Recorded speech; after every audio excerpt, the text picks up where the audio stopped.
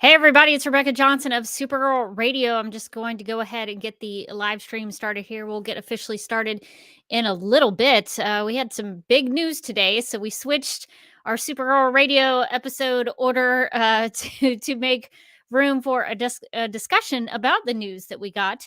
If you didn't know, I could spoil you a little bit. Supergirl Woman of Tomorrow, the comic series, the 8-issue Tom King run on Supergirl, is supposed to be getting a feature-length live action film adaptation. So that's what we're going to be talking about. I didn't have time. I wanted to go back through and maybe I can do it while we're live, but I wanted to go back through because I know we've talked on Supergirl Radio before about previous Supergirl movie news, because this is not the first time someone has said at Warner Brothers that they want to make a Supergirl movie. So I was hoping to do that for posterity. I don't know. I'll see if I can get in here and find something, but I'm sure it's in my Google Docs. We probably talked about that back in like 2015. It was a long time ago. So they've been trying to find a way to get Supergirl on the big screen for many years, and of course, Supergirl was on the small screen for 6 seasons. So lots of good Supergirl stuff coming up. So we're going to be talking about all kinds of things. So if you're in the chat and watching live, there are a couple things that you can be thinking about, and you can chime in and share your thoughts with us. Have you read Supergirl Woman of Tomorrow? If so, what do you want to see adapted in the film? Because, films range somewhere between 2 and 3 hours these days. So you might not be able to get everything in, but let us know in the live chat or in the comments if you're watching this on the replay. Let us know what you really, really want to see, things that really stood out to you in Supergirl Woman of Tomorrow. What you would want to see them adapt. If they didn't do it, would you be upset? Those are the kind of things that we're going to be talking about. Maybe some of the things that are very important that need to be adapted, things that would really take away from the story if they were left out. So be thinking about some of those things.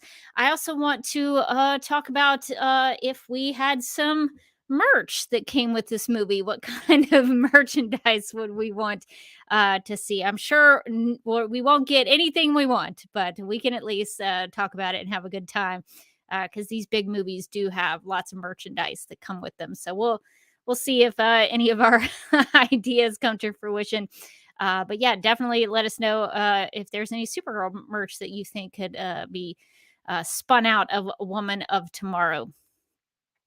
Okay, it looks like Morgan is there. Let me know if you're ready to go. Okay, cool. I'm going to bring you in. I didn't realize when I made this background that it looks like Supergirl's hands are coming out of my head. Oh, yeah. I probably would have made a different choice if I had noticed that earlier. Looks a little strange. Jazz hands. It looks a little weird. But yeah, so we will be talking about we were going to talk about something else, but we're going to delay that for the next time around and talk about just Supergirl Woman of Tomorrow news. Looks like Mark's in the chat have time to make this one, so that's awesome. So thank you to everyone. Looks like Emma Confusion is here. Looks like Kenny's here. So definitely feel free to share any of your thoughts in live chat, and we'll get to sharing them. So, okay. All right. I think we're ready. I sent the doc kind of late. Do you have? Yeah. Okay. I see you in there. Yep. All right. We'll see if we can get through all this news. It's a lot to cover. Initially, I was like, is there enough for us to do a whole episode on this? And then I was like, oh, there's a lot of stuff. So we'll be talking about as much as we can about this movie news and some of the DC slate that was announced today. All right, so let's officially get started, and we will be right back.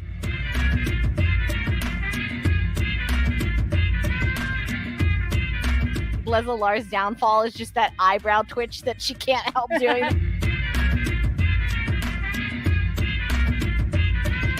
Could you imagine if Hope was like, let's add that to the PowerPoint?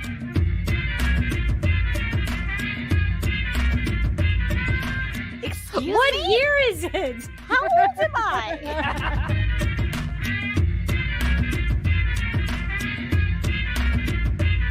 This is how a podcast breaks up. This is the last episode of Supergirl Radio.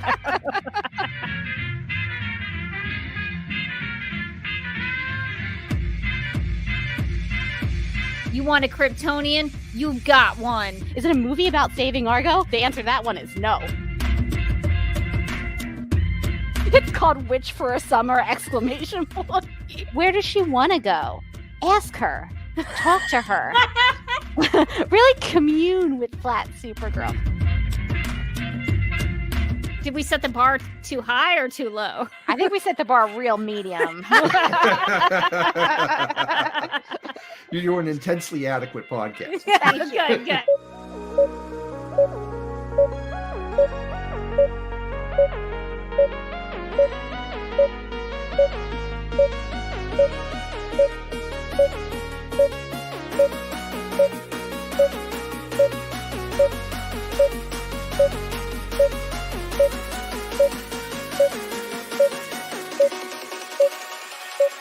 Hi, I'm Elizabeth Noyce, and you're listening to Supergirl Radio.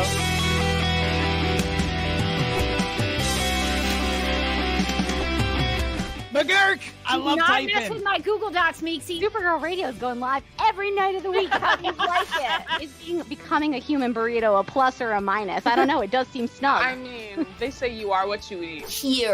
I love that. So I do a podcast called Supergirl Radio, and one of our segments is Lena Luthor, Boardroom or Ballroom, because She looks like a boss in this coat.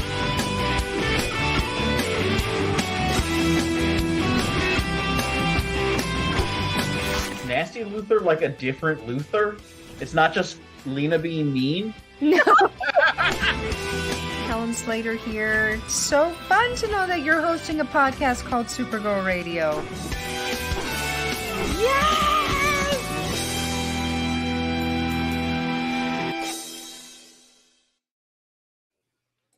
Welcome to Supergirl Radio, your source for all things related to the CW Supergirl TV series and the character of Kara Zor-El.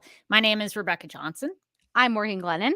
And for this episode of the podcast, we are live and wired on the Supergirl Radio Facebook page and the DC TV Podcast YouTube channel to discuss the DC Studios film and television slate that was announced today, January 31st, 2023. Just want to put the date in there for people who might be from the future, who are listening back at this and they're like, when did this happen? I need that historical documentation. You remember 2023? What a time. So it was announced today, January 31st. This information is noteworthy to us specifically because included in the lineup of future Warner Brothers projects was a big screen adaptation of Tom King Supergirl Woman of Tomorrow, the 8-issue Supergirl comic run that also included art from Bilquis Evely and Mateus Lopez. All of the news sources that we're going to be talking about are linked in the video description below this live stream, as well in the audio podcast show notes. If you're listening on the audio version later, you can see all of those. So we'll kind of be skipping a few things, but all the sources are there. So if you want further research, if you want to do some further reading, there's lots more to this information and some of the things that were announced. So we're going to try to do our best to keep to the Supergirl stuff. There's a lot of other information, but that would probably just take too much of podcasting time. So you are more than welcome, and we encourage you to do further research in some of the links that we're going to include. So yeah, I guess that's probably going to be something that we talk about, but let's I guess that would be maybe a good segue to talk about all the things that we need to talk about. So let's get to the news. Well, there's lots of news today. Extra. I feel like I'm in the news gal legion. We've talked about town criers before. This would have been a great way to have a town crier. I would have been really into hear all about it. I would have loved to have walked to work this morning and somebody on the streets like, they're gonna make a Supergirl movie. That's how I found about Woman of Tomorrow movie. You stop. You're like, all right, 10 cents, young man, give me that paper.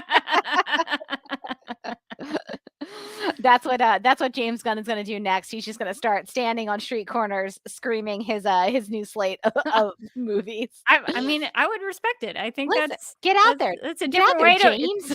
it's guerrilla marketing. Exactly. So according to ScreenRant.com, James Gunn has finally announced several plans for the new DC universe that's coming from DC Studios, which was launched in November 2022, with Gunn and Peter Safran appointed as co-CEOs. So at a special event, Gunn and Safran unveiled the first half of Chapter 1, so their version of a phase from the Marvel Cinematic Universe called Gods and Monsters, which will be kicking off in 2025.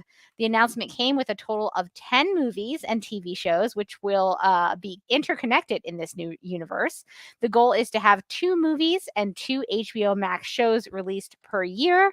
And the list of movies and TV shows are as follows. I wanted to give you all of this because you're a better reader than I am.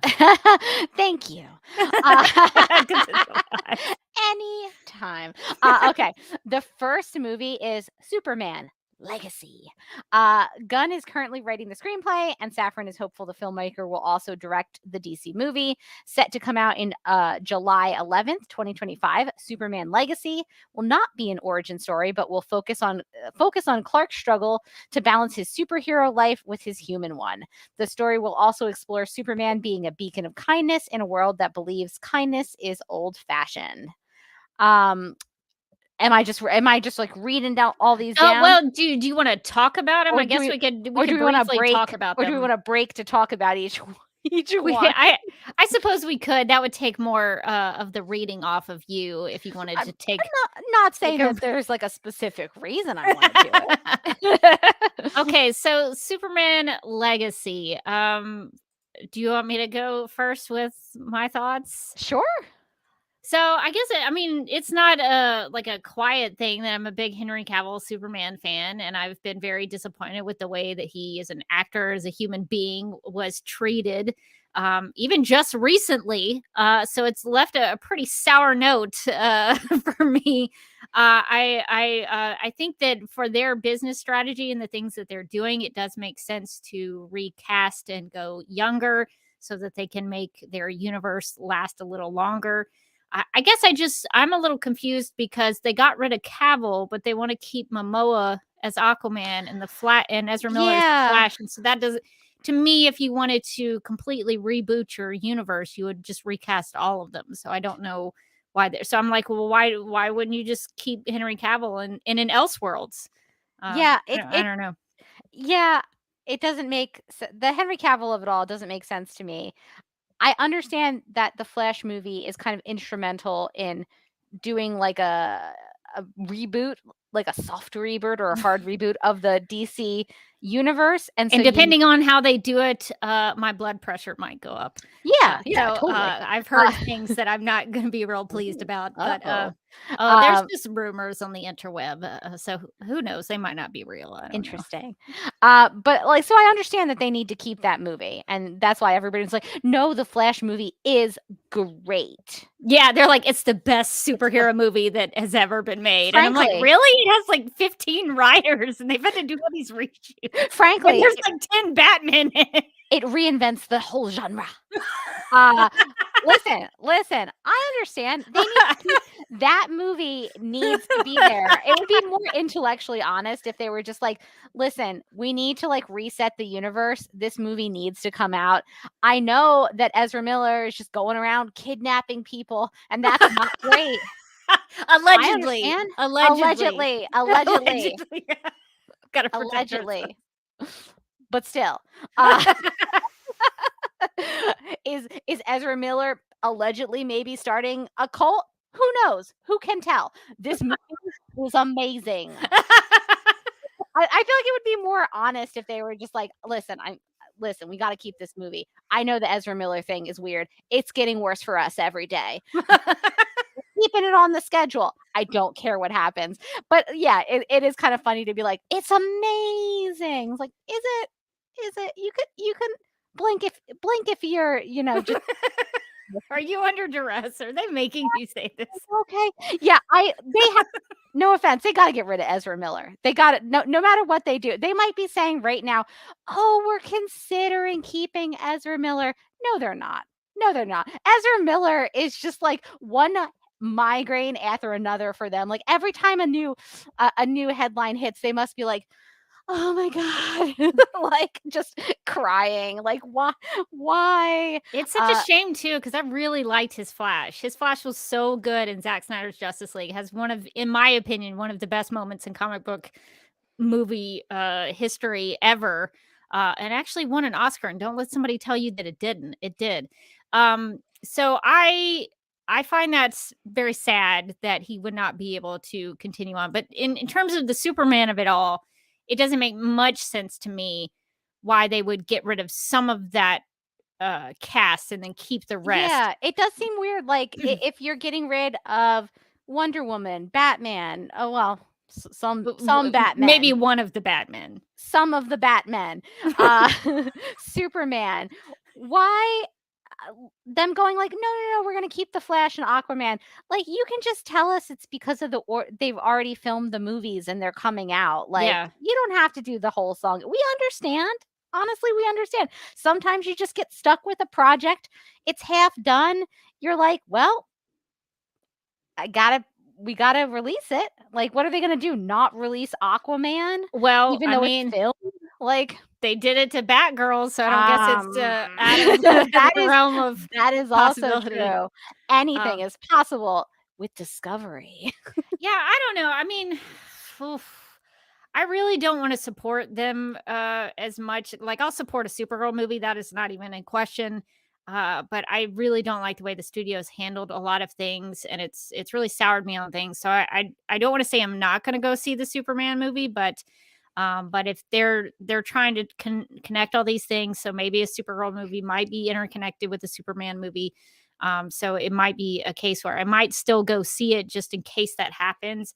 But yeah, I'm very tentative with some of these things, especially the Superman. I'm very hesitant with a lot of that stuff. I was encouraged a little bit because all I want from Warner Brothers is somebody to be like, look, guys, we were real jerks. We were jerks about the whole thing, about the Justice League thing. We made a lot of mistakes. We treated people poorly, and we're trying to rectify that. That's all I kind of want from somebody. Just like a little apology, acknowledgement, like acknowledgement of some of your flaws. Like that's all I kind of want. But there was a little bit of that, I think, from things that came out today. Mind the Gap in the chat says James Gunn did say in some other interview that he didn't make any agreement with Henry Cavill and admitted he was screwed around with. He did talk about that Henry Cavill had kind of messed around with. Mark says that it's also telling that Gunn is saying we aren't closing any doors on these actors, which doesn't mean we're bringing them back. So they're not committing themselves to anything in particular. It's just kind of open-ended. I just, as somebody who really enjoyed like the Snyderverse and in those movies, it's weird to me that they're like, well, we're gonna do all of these other movies and call them an Elseworld and package them up as an Elseworld, but we're not gonna revisit those other movies that were super financially successful and put them in an Elseworld. So that's a whole other issue. But it's strange to me like what they choose to do and what not to do. So yeah, I would think some of it is just like trying to differentiate this new phase from the, I feel like there was sort of distinct phases. Like phase 1 was sort of the Snyder movies, and then phase 2 was just chaos. Yes. What? And I think they're trying to sort of differentiate themselves from phase 2. Like, yes, I know that for a good amount of years you go to a DC movie and you're not really sure what you're gonna get. It's sort of a crapshoot. But now we're thinking ahead and we're planning together. So I do sort of sympathize with like they came in and it was like everything is a mess, and there were some things that I think if it was up to them, they would probably just shut the whole thing down and then restart again. But like Warner Brothers is like, hey, you don't even look at Batman. Don't look Batman in the eyes. Don't look him in the eyes. So they're like, you can touch anything, but if you touch Batman, we will kill you. So Yeah. I understand. They're like, so Batman is an else world, like the gun is to the head. We're like, we want to keep it. Because you can tell that they want to do their own Batman because they announced their own Batman film. It's just, presumably years in the future, and in the interim, Battinson will continue on. Yeah, I understand that what their issues were, and I think from a business perspective, it makes sense that they're doing what they're doing. It's just it's a little hard for me to understand, just trying to connect, figure out why they're doing certain things and why not others. So it's a little difficult to kind of go around this, but specifically about Superman Legacy, which is supposed to come out in 2025, so they better get cracking on He's this writing thing. it right now. I mean, Between filming that YouTube video and answering comments on Twitter, he is hard at work.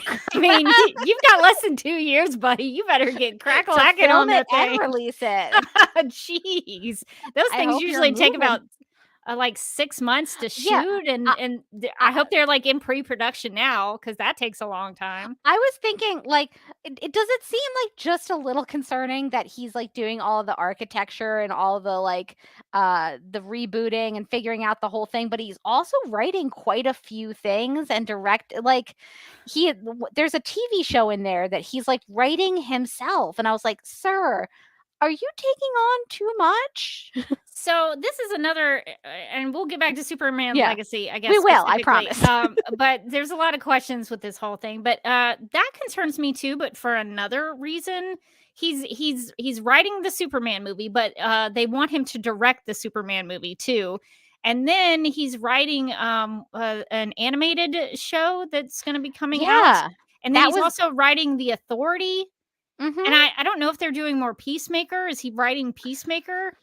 So I don't know. So one that's gonna time wise, there's no way possible There's no any way. human can do that without at least suffering in quality.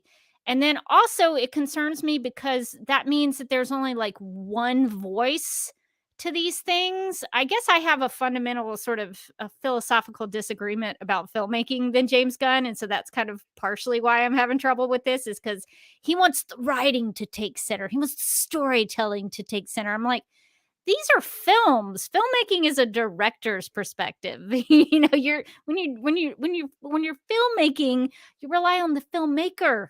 If you want storytelling and writing to be your focus, go to television. That's where the writers reign. In filmmaking, the perspective of the director should be the first and foremost thing in cinema. So I kind of butt heads a little bit on that regard because I just kind of differ about the filmmaking of it all. But I guess if they're doing the interconnected thing that they're aiming to do, because their new big thing with the DCU is what they're calling it. It's not the DCEU anymore. It's the DCU. So a lot of what they talked about was, an actor from a movie can hop into the TV show, and a TV show actor can hop into the films, much like the MCU does. And this actor is gonna, this voice actor is gonna have to be hired for what they look like, so that when we need to pull them out of the animated world, they can go right into the real reality world. So they're trying to interweave all of these things. So I guess I can understand why the writing needs to come first, because they have to keep all that straight. But I'm just like, well, why are you making films? Just make a bunch of TV shows. So I have a hard time with that, just because for such a long time it was like every TV show we got for DC was just Berlanti Productions. Everything was Berlanti Productions. Yeah. Everything had the same formula, had the same kind of cast, had the same kind of structure. All the executive producers were the same. And now we're getting into the James Gunn era, and it's like all James Gunn now. Yeah, it does feel like I worry that he's overextending himself by attaching himself to write so many of these. I will say, I can't remember what he said exactly in the video, the YouTube video, that that was put out today. Linked in the video description. Linked in the video description if you want to watch it. Boop, boop, boop. But I think he might have said the storytelling, which to me does open it up to be also for the direction. The director is instrumental in film and in television in the storytelling and sort of creating the world of the movie or the show and like the visual world. So I'm interpreting that pretty broadly, that like the storytelling is what they want to focus on. But I am worried that he is like, no, I'll take it on so many of these projects. Because I agree, like he's writing a Superman movie, he's writing a TV show, he's writing this, he's writing that. It does feel like, yeah, are we going to get the Berlanti era kind of fatigue of everything feels a little the same? And one of the things that I did like about the previous DC era was that there was like the Berlanti verse, but then also the movies were sort of their own separate thing. Yeah. I've said multiple times, I don't mind the multiverse. Like I really don't. Like if I don't like one part of it, I can just move over to a different part of it. But if all of them feel the same and I don't like one part of it, I just don't like it. So that is the concern. Agree. I totally agree with that, because there was a point where I was kind of frustrated with the Arrowverse, but I had the Snyderverse. I really loved that. And some people hated the Snyderverse, but they had the Arrowverse. Yeah. Yeah, I totally agree with that. The only thing that was concerning, there's a Hollywood Reporter article where James Gunn was quoted as saying, quote, "It's not the Gunverse. It's not," he said. "It's got to be all these different feels from all these different stories. That's what makes it fun. The stories are completely different and each has the individual expression of the writers and the director that are making those projects. But," he added, "we're not stupid. Not every filmmaker is going to be happy because if someone is doing something that isn't working, we're going to be honest." And when I read that, I was like, oh, I don't like that at all. That's basically how I interpret that. Maybe this is not how James Gunn meant it, but I interpreted that as, you better stay in line. If you don't stay in line, you are out of here. I think like if you have your own perspective on this, you are out of here, buddy. My interpretation is that James Gunn kind of comes from the Marvel school and he's sort of applying that same Marvel mindset to it. So like the Marvel movies, some of them feel different, some of them feel the same, right? But like, some of the directors get to bring some more interesting stuff to it. Love it or hate it, like the Taika Waititi movies felt different. Like the Black Panther movies felt different. But only to an extent, because at the end of the day, the Marvel machine needs to like exert its influence. And sometimes you'll be watching one of these movies and suddenly something will pop up and you'll be like, oh yeah, Marvel needed to set up this widget for the next, phase, whatever, phase 25 or whatever we are at now. I can't keep up. And I just assume that like, because the Marvel model has been so popular in the past and has kind of become the dominant movie model for these comic book films, and because no other franchise has really managed to break in like the way that Marvel one has, that they're basically just going to apply that same model. So like the directors and the writers will be able to tell their own stories to an extent. And if that extent like bumps up against what the plan is for the DC, that's when DC is going to come down on them hard and be like, no, sorry, you can't do XYZ. Sorry, that doesn't fit the house, whatever, the house style or the house or the DC plan or, what have you. So to me, it sounded familiar. It just kind of sounds like what Marvel has been doing. Television, though. That's how television is made. Television is made by a writer's room, and then the directors just come in and they just execute whatever the script is. The director just puts it on the screen. They don't really have much of a say, because directors for television, because we talk about Supergirl all the time, they just kind of came in, heard what the tone was from the writer, kind of understood and the formula and the way it was shot, and then they would go and do it.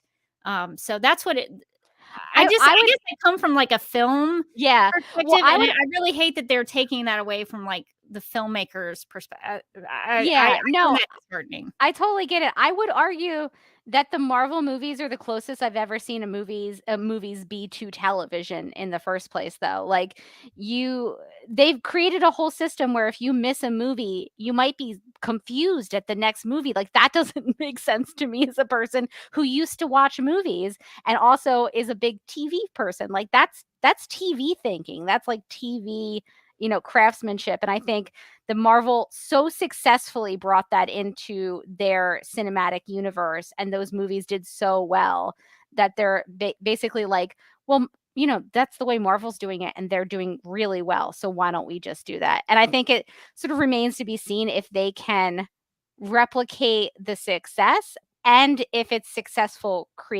creatively as well. Because I'm sure there's a bunch of people who don't love the Marvel movies, right? And like are just like, oh no, not more. Yeah, exactly, not more Marvel movies. Phase 1, I really loved it, but Phase once 1, Avengers hit, I was like, I'm okay. The more interconnected it gets, the more some of these movies start to feel like a chore that you have to just like check off.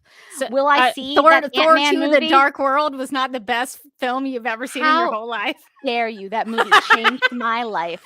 You know what? I'm sure there is somebody who's like, Thor 2: The Dark World is my There's favorite movie. Somebody who's like, excuse-moi? And you know what? Those I dark respect elves? I respect it. If Thor 2: The Dark World is your favorite movie, I Listen, respect. Just God enjoy bless. it. Don't care what I think. You were Enjoy owning it. the market on that opinion. Feel proud. But yeah, I think that they're trying to kind of create an interconnected universe in the same way that Marvel did, where, you have to pay attention to all of it. Otherwise, you might feel like you're missing out. I don't think they'll get there right away because that kind of storytelling where all of a sudden everything is connected is like, oh, you don't understand this movie? You should have watched WandaVision. It's like, really? I have homework for this movie. Listen, and it sounds like I don't love Marvel, but I actually do. I really love the Marvel Morgan's movies. way more of a I'm a Marvel big Marvel. person I'm than, a big than I am. Marvel fan. But yeah, sometimes I resent also like the amount of like legwork I have to do to go see a movie, literally. I don't think that the DC is like proposing that so much. It's not like, oh, and then if you miss this show, you're never gonna understand this movie. But they might get what they've outlined doesn't what I wouldn't be surprised if they get there eventually if they see success with the model.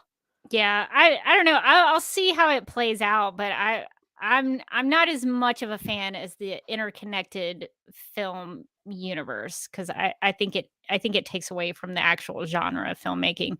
Mark in the chat says studios give notes to directors all the time, though no one gives someone $150 million for a project and doesn't keep an eye on what they're getting. That's reasonable. Yeah. What I'm saying is that it sounds like James Gunn and the writers, this is Zack Snyder actually talked about this a long time ago, and I think Christopher Nolan has talked about this too, is the filmmaking by committee. So you have this room of people and they're writing it, and then you have to go and do exactly what they want to do, and you don't really have a say to it. I heard it, I don't know if it was a rumor, but I heard about the Marvel directors for the MCU that they would just like show up and everything would be ready for them and done already, and they would just like yell action, and that's all they did. I don't know how true that is, but that's sort of how it feels sometimes. And so I feel like that can't possibly be true just based on some of the movies that are very tonally different than other ones. Like I didn't love the Multiverse of Madness, but in places it definitely felt like a Sam Raimi film. So I think that they bring what they can, like the directors bring what they can to it, but it's a system, right?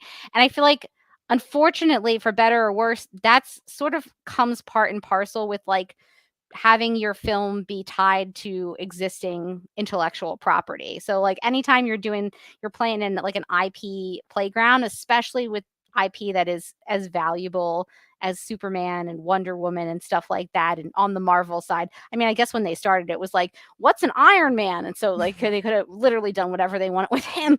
But it would be like, coming in and be like, I've got this crazy take on Spider-Man. He's a serial killer.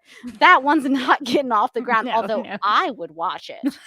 And we all know that I would. You do love a true crime. I do love a good story. true crime. It was Parker all along. But I think it's kind of, the nature of the beast is that anytime you're dealing with like, valuable intellectual property, there is going to be some committee involved that tells you, no, you can't touch that. You can't do that.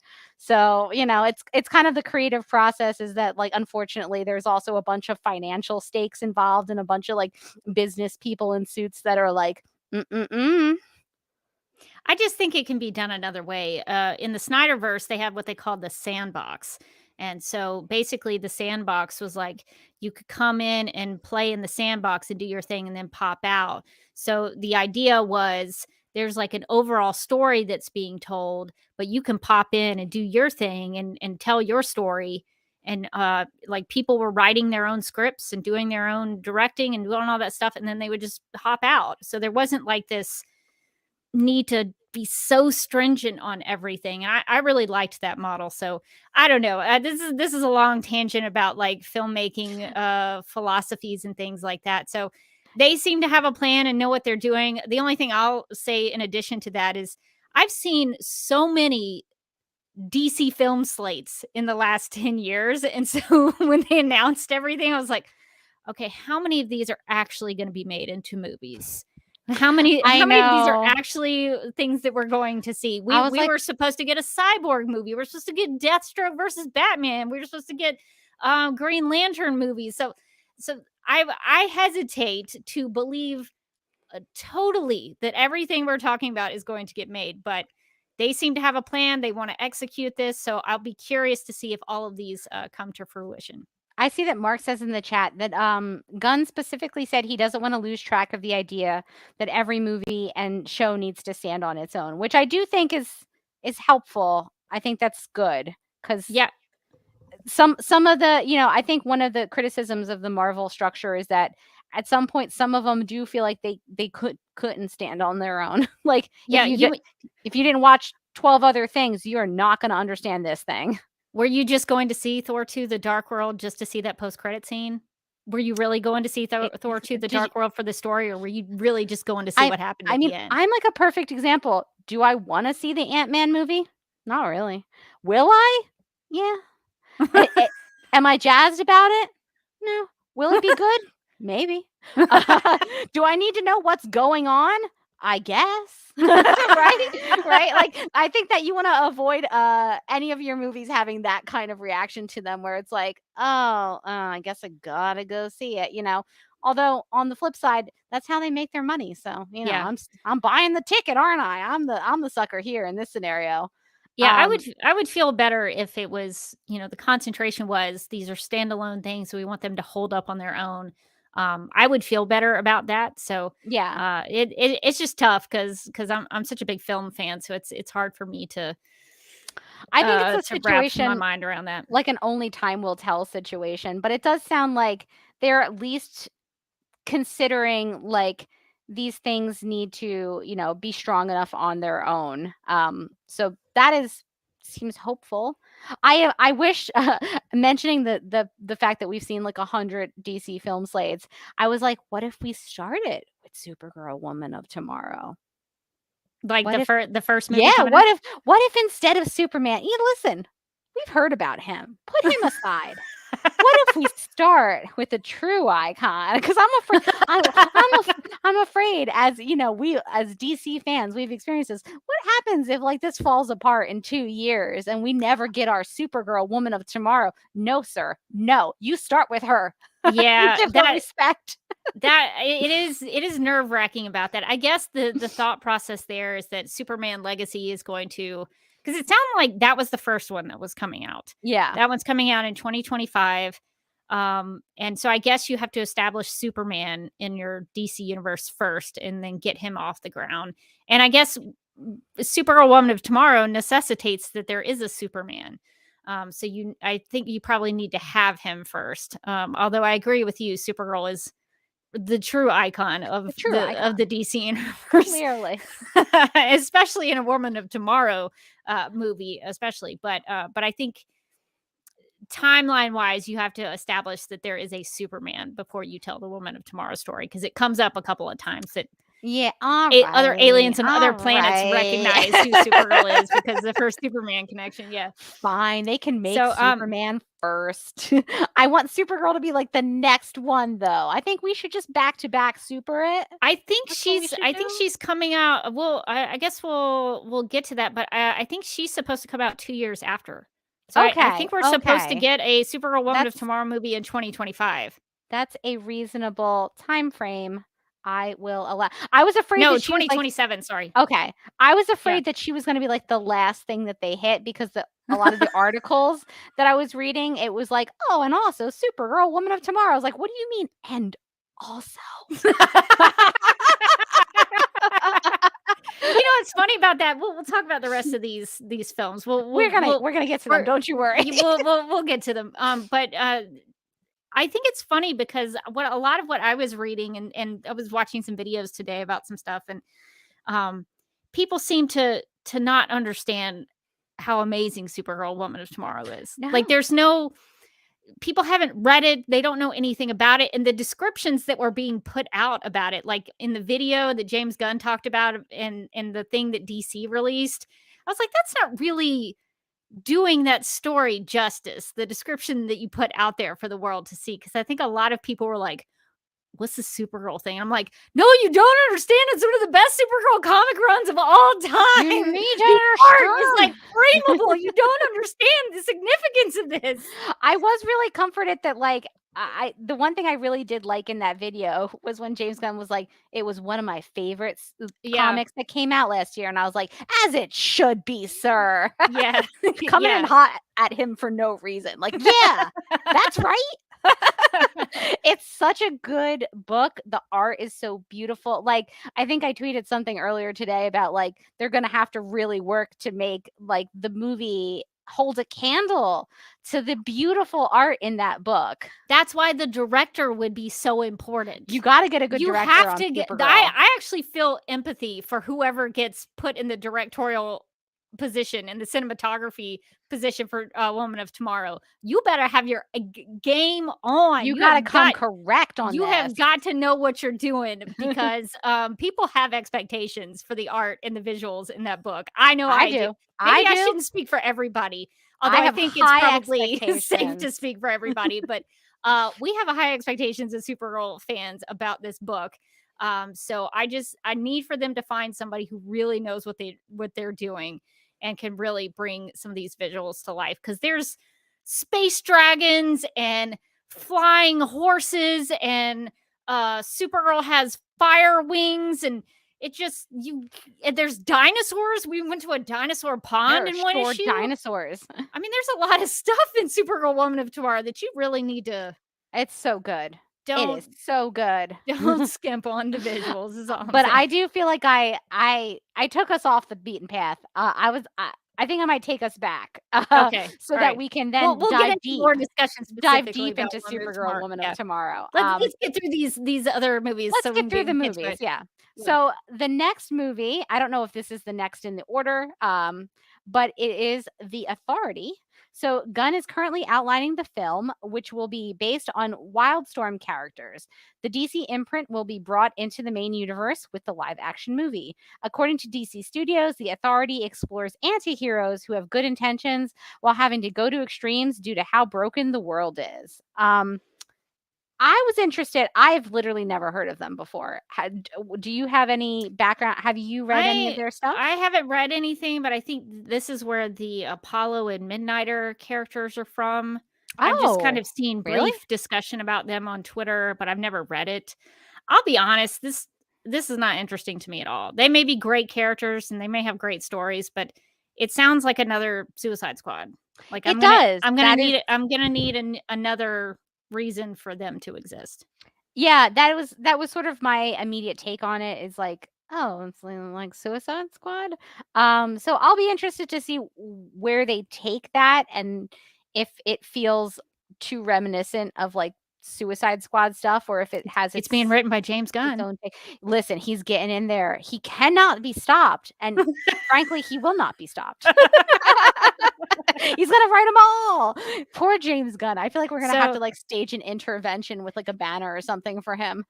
Mind the Gap says the Authority Oh. are not really like the Suicide Squad. Well, I'd be Okay, curious to know how cool. they differ, but that description very much sounds like the Suicide Squad. Yeah, the anti-hero aspect of it really threw me off. I was like, oh, okay.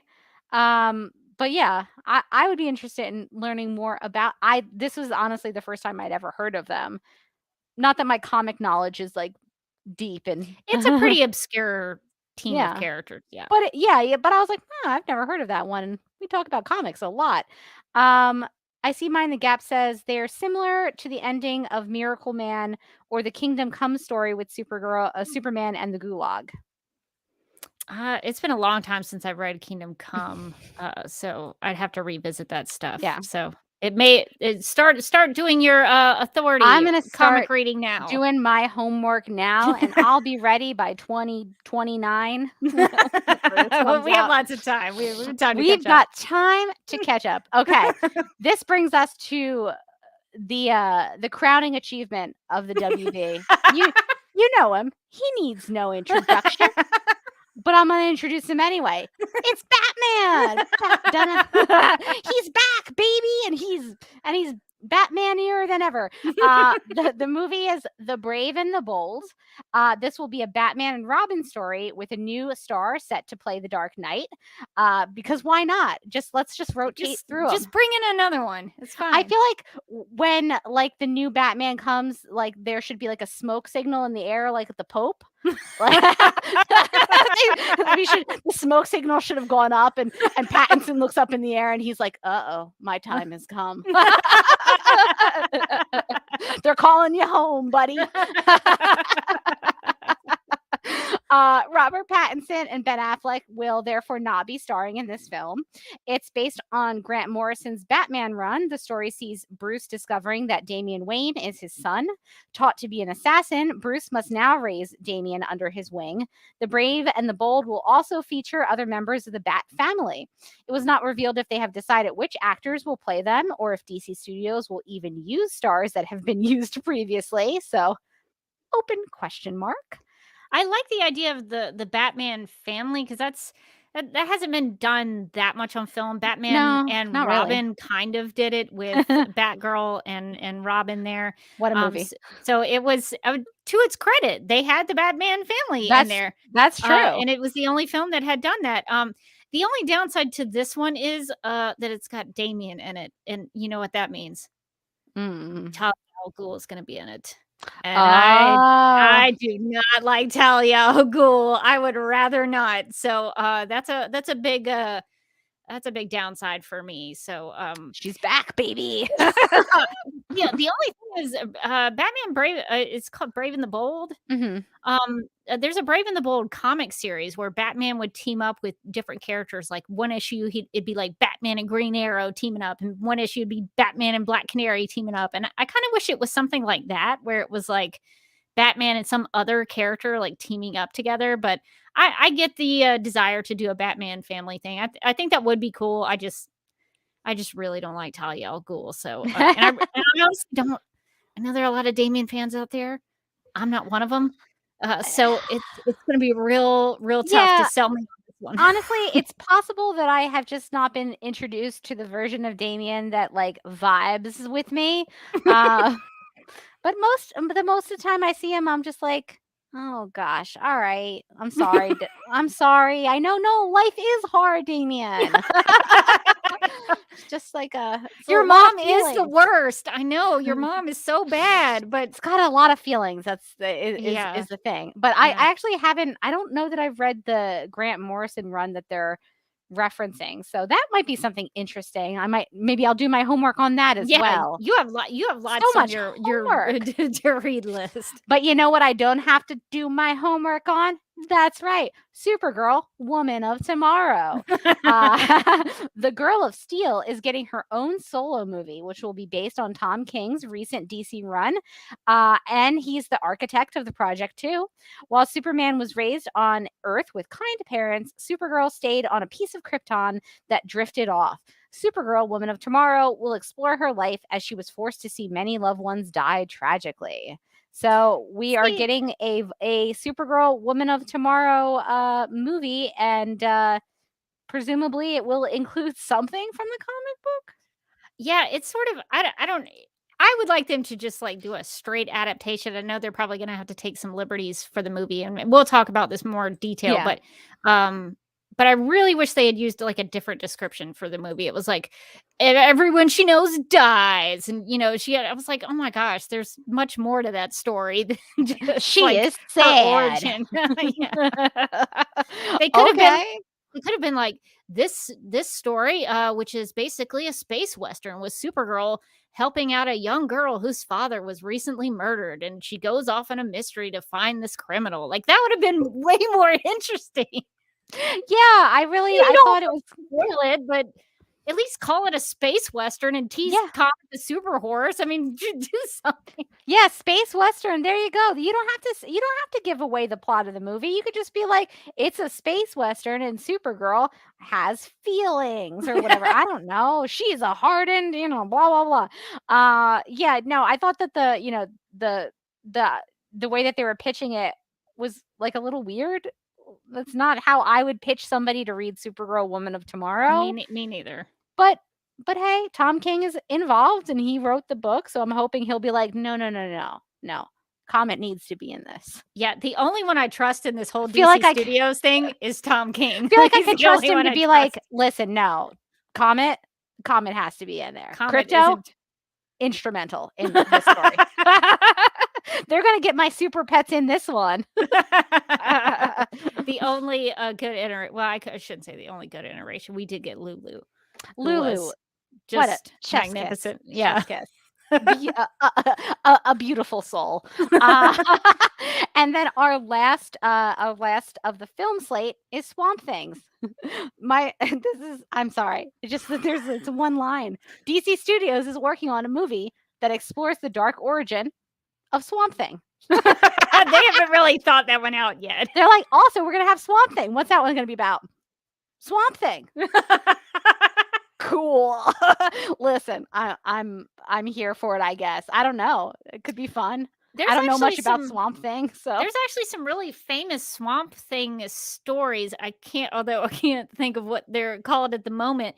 But I went to a Dragon Con panel where somebody gave this really like academic scholarly presentation on the art and symbolism of Swamp Thing, and I was like, all right, yeah, I gotta read some Swamp Thing comics. I gotta learn more about Swamp Thing. So I think if you did it right, I mean, the Swamp Thing TV show that was on HBO Max. I think that was when DC was briefly trying to have its own streaming service. Yeah, it was like DC Universe. Yeah. It was great. I heard it was very good. I've been meaning to watch it. I actually watched for the Legends of Tomorrow podcast, we watched the Teen Wolf movie recently, and I was like, I should have watched Crystal, whatever her name's other Swamp Thing show. So maybe I'm putting that on the list too.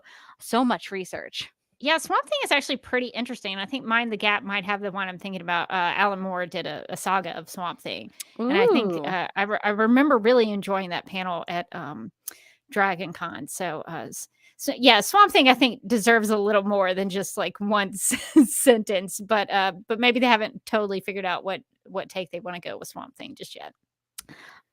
Okay, that brings us to the television slate. So there are 1, 2, 3, 4, 5 of these. That's fun.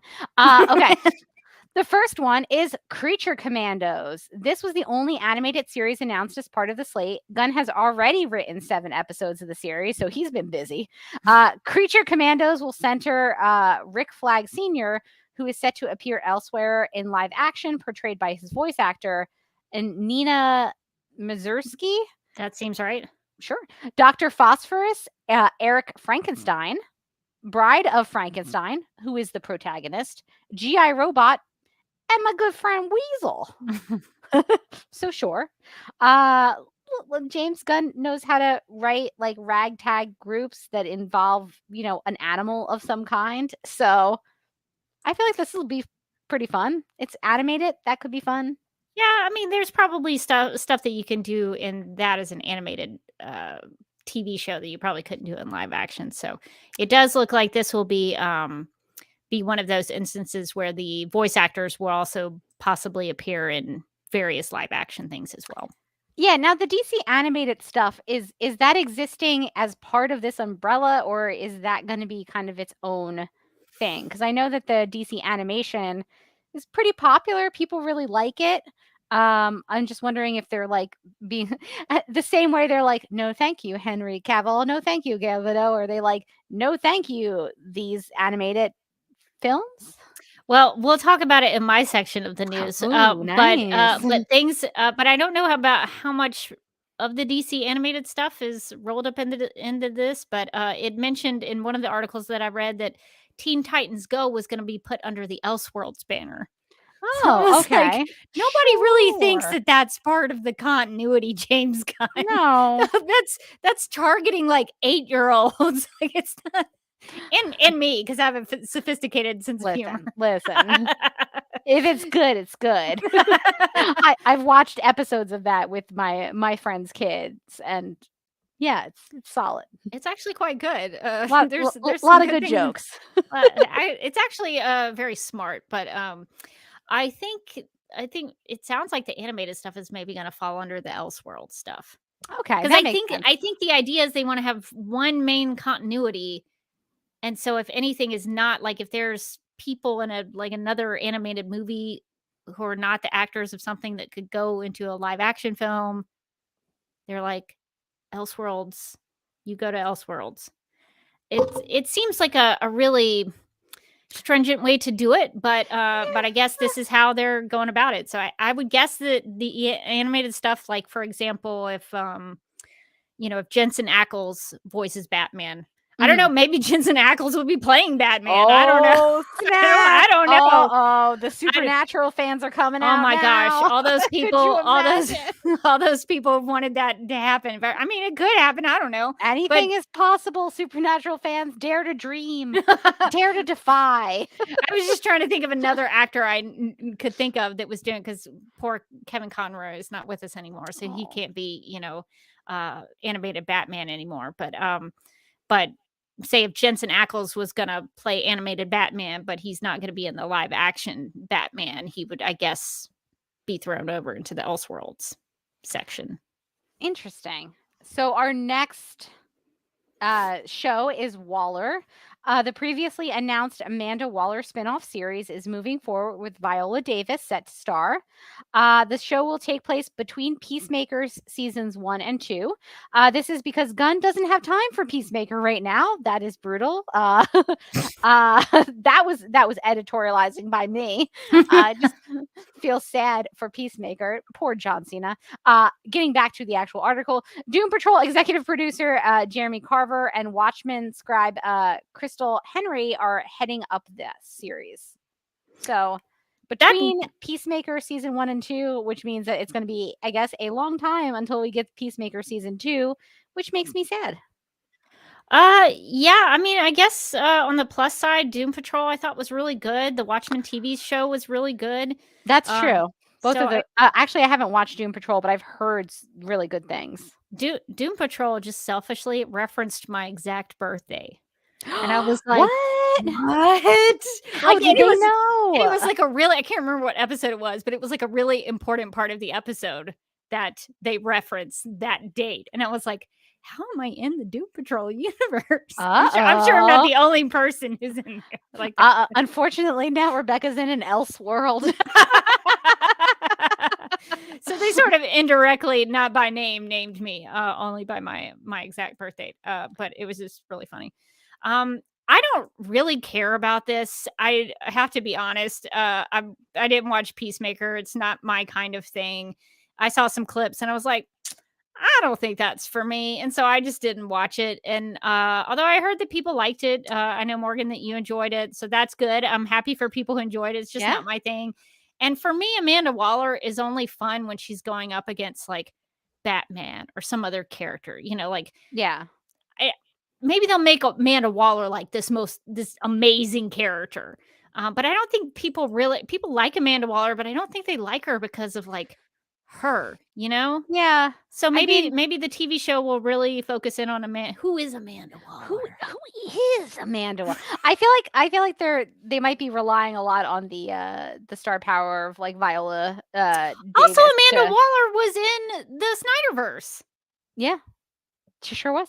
How does that make sense? Sorry I to don't know. interrupt you. I don't know. I don't understand. They're you're allowing- trying so they're hard allowing to have her this to remain. interconnectivity, but then some people it doesn't matter just because you like the actors. Yeah, I don't know. I guess they figure for like smaller characters like Amanda Waller, it's not as jarring as it would be for like Superman. I don't know though. Honestly, if it was me and I was clean slating something, I would like truly clean slate it. Just like at least have everybody. respect. Yeah. But I don't know. So would you watch a TV show that was like answering who is Amanda Waller?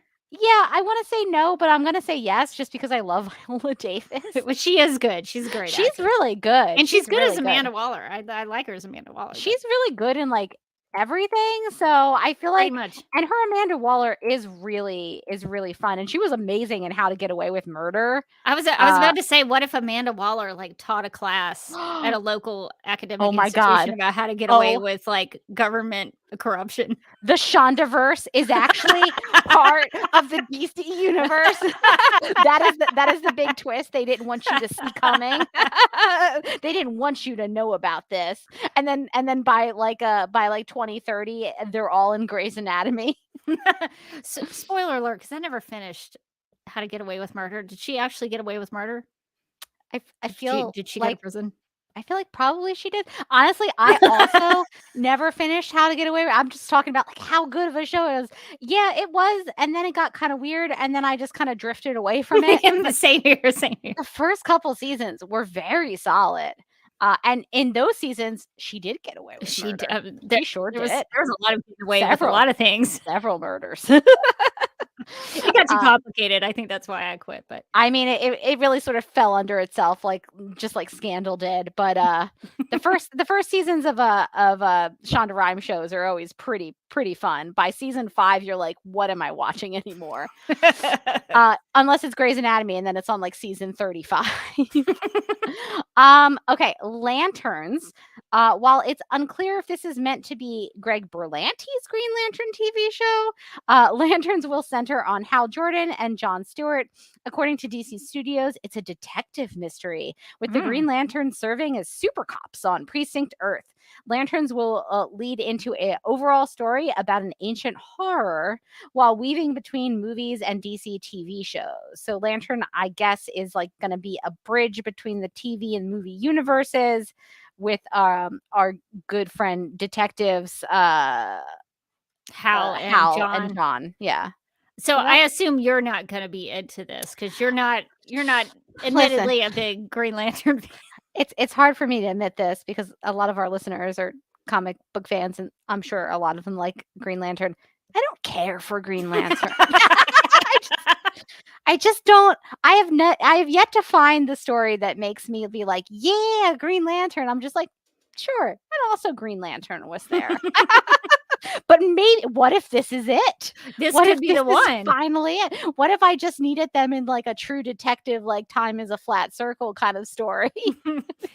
I will maybe give this one a go because I actually do like Green Lantern and the Lantern Corps. So I could maybe be interested in this. I wish there was a show because I don't know if they'll have like Guy Gardner and some of those other GLs come in, but I would love it if like a whole bunch of Green Lanterns showed up. So we'll see what this is about, but I might give that one a shot. I don't like that it's like interconnected with the movies because that could get complicated. Because what if I don't go see one of the movies and I'll be like lost in the plot? So that's the only setback for that. But I do like Green Lantern, so maybe I'll give it a shot. Yeah, I think this one could be interesting. I will definitely, I'll try it out to see if this is finally the one that makes me go, huh, how about that Green Lantern? Or if I'll still be like, I don't care for Green As I say shamefully. The next one is, and I promise our listeners we are almost through.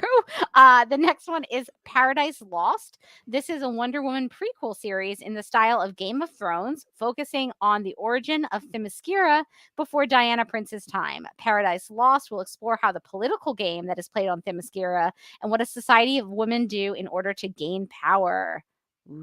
So Wonder Woman's not going to be in this at all. No, why would you want Wonder Woman in your Wonder Woman show? I mean, I like the Amazons, but if Diana's not in it, this one's a toughie for me. I think it could be interesting. I am concerned that they're like, it's like Game of Thrones. I'm like, okay. How'd that show end again? Were people happy? Well, but Game of Thrones is a big property for Warner Brothers. It's a huge property, so they're like they want a Game of Thrones audience. I feel like anything that's kind of like olden times fantasy is going to be pitched from now on as it's like Game of Thrones. So yeah, who knows? I guess there's going to be some political intrigue in this one. I didn't hear anything about dragons, so maybe they can work that in. Well, there might be dragons on Themyscira. We don't know. There sure could be. I think we gotta get in at least one dragon. I mean, this is a world where they have like Zeus and Ares. They could probably have dragons. New Rachel in the chat says, so the Themyscira version of Krypton. Here for it. That's a good point, because Krypton was a show that was about the universe or the world of Superman before Superman. And that worked. I really loved Krypton. So I guess it's theoretically possible. I just I'd have to see the proof of concept. I'd have to be really sold on it. Okay, so I wasn't sold on it until this comment from Mine the Cat, who says, "I know the Amazons use kangaroos like horses. Listen, I didn't think that what I needed was a gritty Game of Thrones, but everybody's riding a kangaroo like a horse. But now that's Morgan's new favorite show. I'm on board. You know what? I'm penciling this into my calendar. I'm going to be watching every episode. Never going to miss one. Oh my gosh. I would actually maybe watch it too if that was the case. That is it. That is a plus. Okay. Now, our last show is Booster Gold.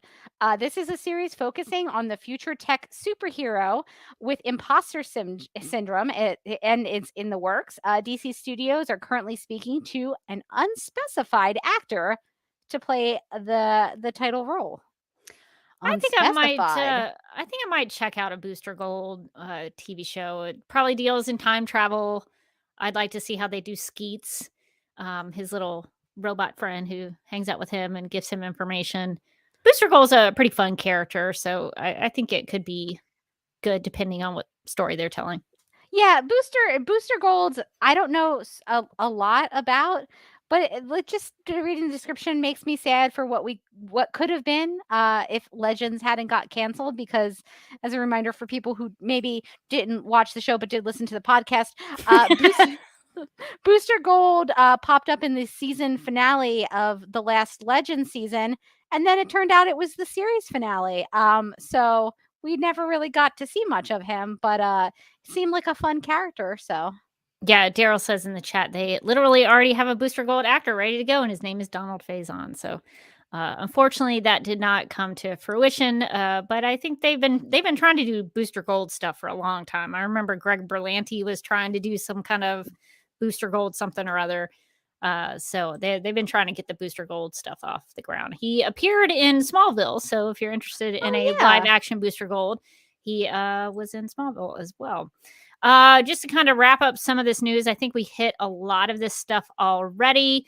But according to the Hollywood Reporter, quote, to come up with an overall direction of the slate, Gunn assembled a group of writers consisting of friends and storytellers that he admired. Among them were the Martian scribe Drew Goddard, the Flash writer Christina Hodson, Moon Knight head writer Jeremy Slater, Watchmen writer Crystal Henry, and famed comic book scribe Tom King. Tom King is one of the biggest DC writers of the past 12 years, a key architect of his Batman line, and the writer of the Supergirl miniseries that will be the basis of the movie. And then a bunch of other things were said in this article, but I'm just going to kind of give everybody a quick summary if you want to look further into them.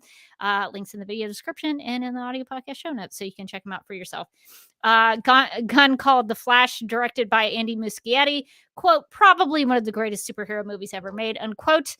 We talked a little bit about that. Actors will be cast so that they can jump from TV into film and film into TV, and also including animated voice work. So it's all going to be very interconnected. We talked about the Elseworlds banner that they are going to create to put things that are not part of the main DCU continuity in, so that like Matt Reeves' Batman universe, Todd Phillips' Joker films, the Black Superman project written by Ta-Nehisi Coates, and even Teen Titans Go are going to be under the DC Elseworlds banner. And then we talked about James Gunn's philosophy on what they're doing in terms of putting story and writing first. So kind of got through, I think, all of the news. Those are the most important bits. So hopefully that will kind of bring everybody up. So now we can talk specifically about Supergirl Woman of Tomorrow. So Morgan, are you surprised by this news? That we are getting a movie based on Tom King's run? First off, that we are getting a movie. Yes. That we are getting it based off of our beloved Supergirl Woman of Tomorrow. Double yes. Yeah, I wasn't expecting when they were talking about, the slate of DC films. I thought to myself, don't get your hopes up, Morgan. It's never Supergirl's time. It's never Supergirl's. And we know this. We're Supergirl fans who watched a show for 6 seasons in which many of the seasons it wasn't Supergirl's show. Even on the show. So I didn't think that Supergirl was getting a movie, to be honest. I didn't think that at all. I was like, it's going to be a bunch of it's going to be the big ones. And then it's going to be a bunch of obscure characters and team ups, because that's what James Gunn likes to write. And we're never going to see Supergirl movie. And I'm going to be sad. And then when they announced the Supergirl movie today, I was like, I'm losing my mind. The fact that it's also based on this comic that we read within the last year that was so good, that we enjoyed so much, that had such beautiful art and storytelling. I was like, am I excited? Am I It's such a weird feeling for me with Supergirl stuff. What is this feeling I'm feeling? Is that... Dear God, is that hope? It's like Kara came through my computer screen and was like, Morgan, I know you've given up hope, but it's not time yet. There will be another me on the big screen. And I was like, Kara, really? This is what I get for giving up hope. I should have never given up. I was so, to say pleasantly surprised is an understatement. I was hoping, but I was not expecting that we would get a Supergirl thing. And then when it turns out the Supergirl thing we're getting is something based on something we really like, that's like a win-win, baby. Yeah, I had no, I knew there was going to be some sort of announcement about DC stuff that was coming out, but I didn't have any hope. I never thought Supergirl would be in the mix. And specifically about Woman of Tomorrow, because as I previously mentioned, I've been pretty sour on the DC films as of late. And so to see that they were going to make something that I really did enjoy and do consider to be one of the greatest, not even just Supergirl comic stories, one of the greatest comic books to have ever been published. And I mean that with no hyperbole. That's just the way it is. So that's, I might maybe check out some of these other things, but I will throw all the money at a Woman of Tomorrow movie. I will go see it multiple times. I'll get the merch. I'll do all the things. So that was very exciting to me. And just to maybe disclose some personal conversations that Morgan and I've had, because basically I told Morgan, I said, hey, we may not get Supergirl on the big screen after the Flash movie, so I might want to make the Flash movie a bigger deal for myself. Yeah. So I was like, Morgan, would you want to go meet up and go see the Flash movie together so we can have that Supergirl big screen experience, cinematic experience? It's a once in a lifetime. It's never going to happen again. Felt like it was going to be, didn't it? Because Sasha Calle is going to be Supergirl in the Flash movie. And so we just had that conversation a couple of days ago. And then now we're getting another Supergirl movie. So it's like, oh, I guess that's not so much a once in a lifetime thing anymore. So that's pretty exciting. I'm very glad to see this news. Definitely did not expect it at all. So that's pretty awesome. No, we were like, let's get together and see the one and only time we'll ever be able to see Supergirl in theaters. And now I'm like, we can do it again. Although Right. I'm still at the point like with the Flash movie because it was delayed and delayed and delayed. So I'm not gonna like really get excited about Woman of Tomorrow until there is a trailer and I'm That's sitting true. in the theater. That's true. I've bought the ticket. We shouldn't assume anything. If Yes. we've learned anything from the last couple years, Don't don't assume. Don't assume just because they announced it that it's ever going to come out. there could be just a little bit that there's a little bit in me that is like, don't get your hopes 100% up. Don't hope too much. But you know what Supergirl would say to that? She'd say, all we have is hope, Rebecca. So that's really exciting to actually have that be announced. So hopefully this will lead people to actually read the comic and do their research on it to know what it is about. So I guess I think it really helps though that the comic is like a limited 8-issue run. So like, and very accessible, right? You don't need to have come into that comic with like, oh, if you didn't read, this run, you're never going to understand it. Or if you didn't read that run, first you got to read, you got to read that issue of Superman. You got to read that 526. Exactly. And then you got to jump back. You're probably going to want to start in the 60s. Like, what? Never mind.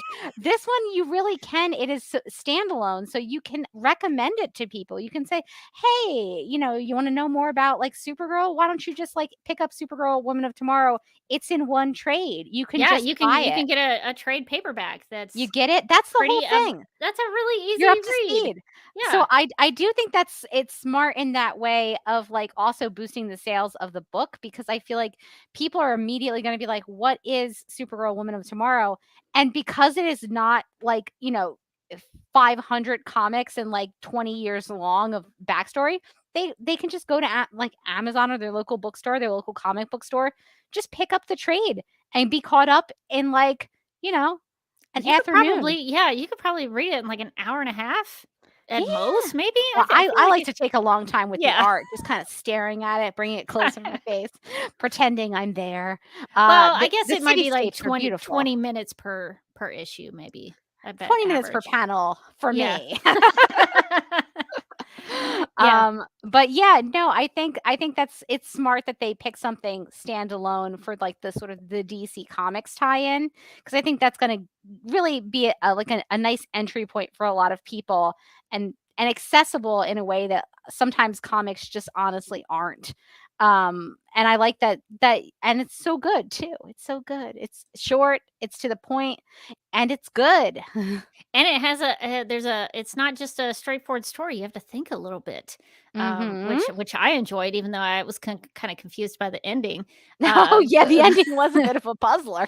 But it's a fun story to discuss with other people and get their thoughts on it. So I think that adds to it for me, is that it's not just like you read it and forget about it. Like, I'm still kind of thinking about it later on. So I think most of the Supergirl fans I know are really excited about this. New Rachel in the chat says it seems like there are some Supergirl fans who hate Woman of Tomorrow. And my personal take on that is I think those are some of the people who misunderstood the ending like I did at first. So I think it's worth discussing with other people and getting different perspectives on it. But that's part of the fun of reading it for me, was because I would rather have something that makes me think a little bit. Yeah, and I think that like that the take on the Supergirl character is a little bit different than we've seen her in the past. She is, as they mentioned, as James Gunn mentions in a couple places, like she's a little bit more hardened, a little bit more rough around the edges. And I could see how some Supergirl fans might not like that take on the character. I thought that she was a little bit different without losing what sort of made her Supergirl, right? Like she might be like a little bit rougher, but I think she was still a person who really did at the end of the day believe in people and care about people.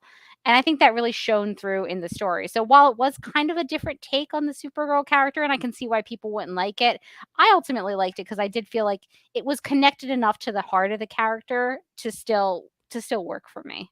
Yeah, ultimately for me, she still embodied that hope, help, and compassion for all motto. So I think it really captured what Supergirl does and why she's great, and you see that through the eyes of Ruthie. So I'm excited to see how much of that they're able to translate to the big screen. So that'll be cool. Well, I guess we could talk about some more description that we didn't get in that first description that we read. So according to collider.com, the film tentatively titled Supergirl Woman of Tomorrow, tentatively just call it Supergirl Woman of Tomorrow. That should be the title. Call it by its name. Call it what it is expected to be ready for the big screen just a couple of years after Superman Legacy, according to Gunn. In his words, we'll have a Superman coming out, and then 2 years later, we have Supergirl coming out. So that would put her sometime in 2027. However, James Gunn and Peter Safran also have detailed that they've, quote, they're never going to put a project in production before the script is right, unquote. So the 2027 date is just kind of tentative at the moment. That's kind of what they're aiming for. But based on the story and the script, I guess that will be the date. Okay. All right. I mean, it feels very far away to me right now. But sure. Well, at least they're not rushing it out like that Superman movie. That is true. I guess I should be grateful that it's coming out within 5, earlier than 10 years, and it's not, it's not something that they're rushing. Yeah, I feel better with them kind of taking their time with it. Collider also said no cast or crew announcements have been made for Supergirl Woman of Tomorrow, but Gunn said that the film is going to be based on Tom King's comic book run of the same name from 2022. And Gunn revealed that King has been a crucial component in the construction of the DCU, saying, quote, Tom has been one of the architects of this entire situation. He's been one of the guys in the room with us, along with 4 or 5 other writers. And I love his take on these characters where he just slightly turns them to be something very unique, unquote.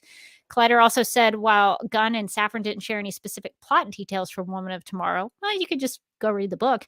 The duo explained that this version of Kara Zor-El is more hardened than previous on-screen iterations of the character. As Gunn explained, quote, Superman was sent to Earth and he was raised by incredibly loving parents, whereas Kara was in Krypton. She was on a piece of Krypton that drifted away from the planet and lived there for the first 14 years of her life among a horrible situation where she watched everybody around her die. So she's a much harsher or more effed up Supergirl than we've been used to this far, unquote. And Collider, come on. Check your spelling of Supergirl. They they wrote out super was one word and then girl is another word. Come on. Rookie mistake. Rookie mistake. You got to fix that. Collider.com.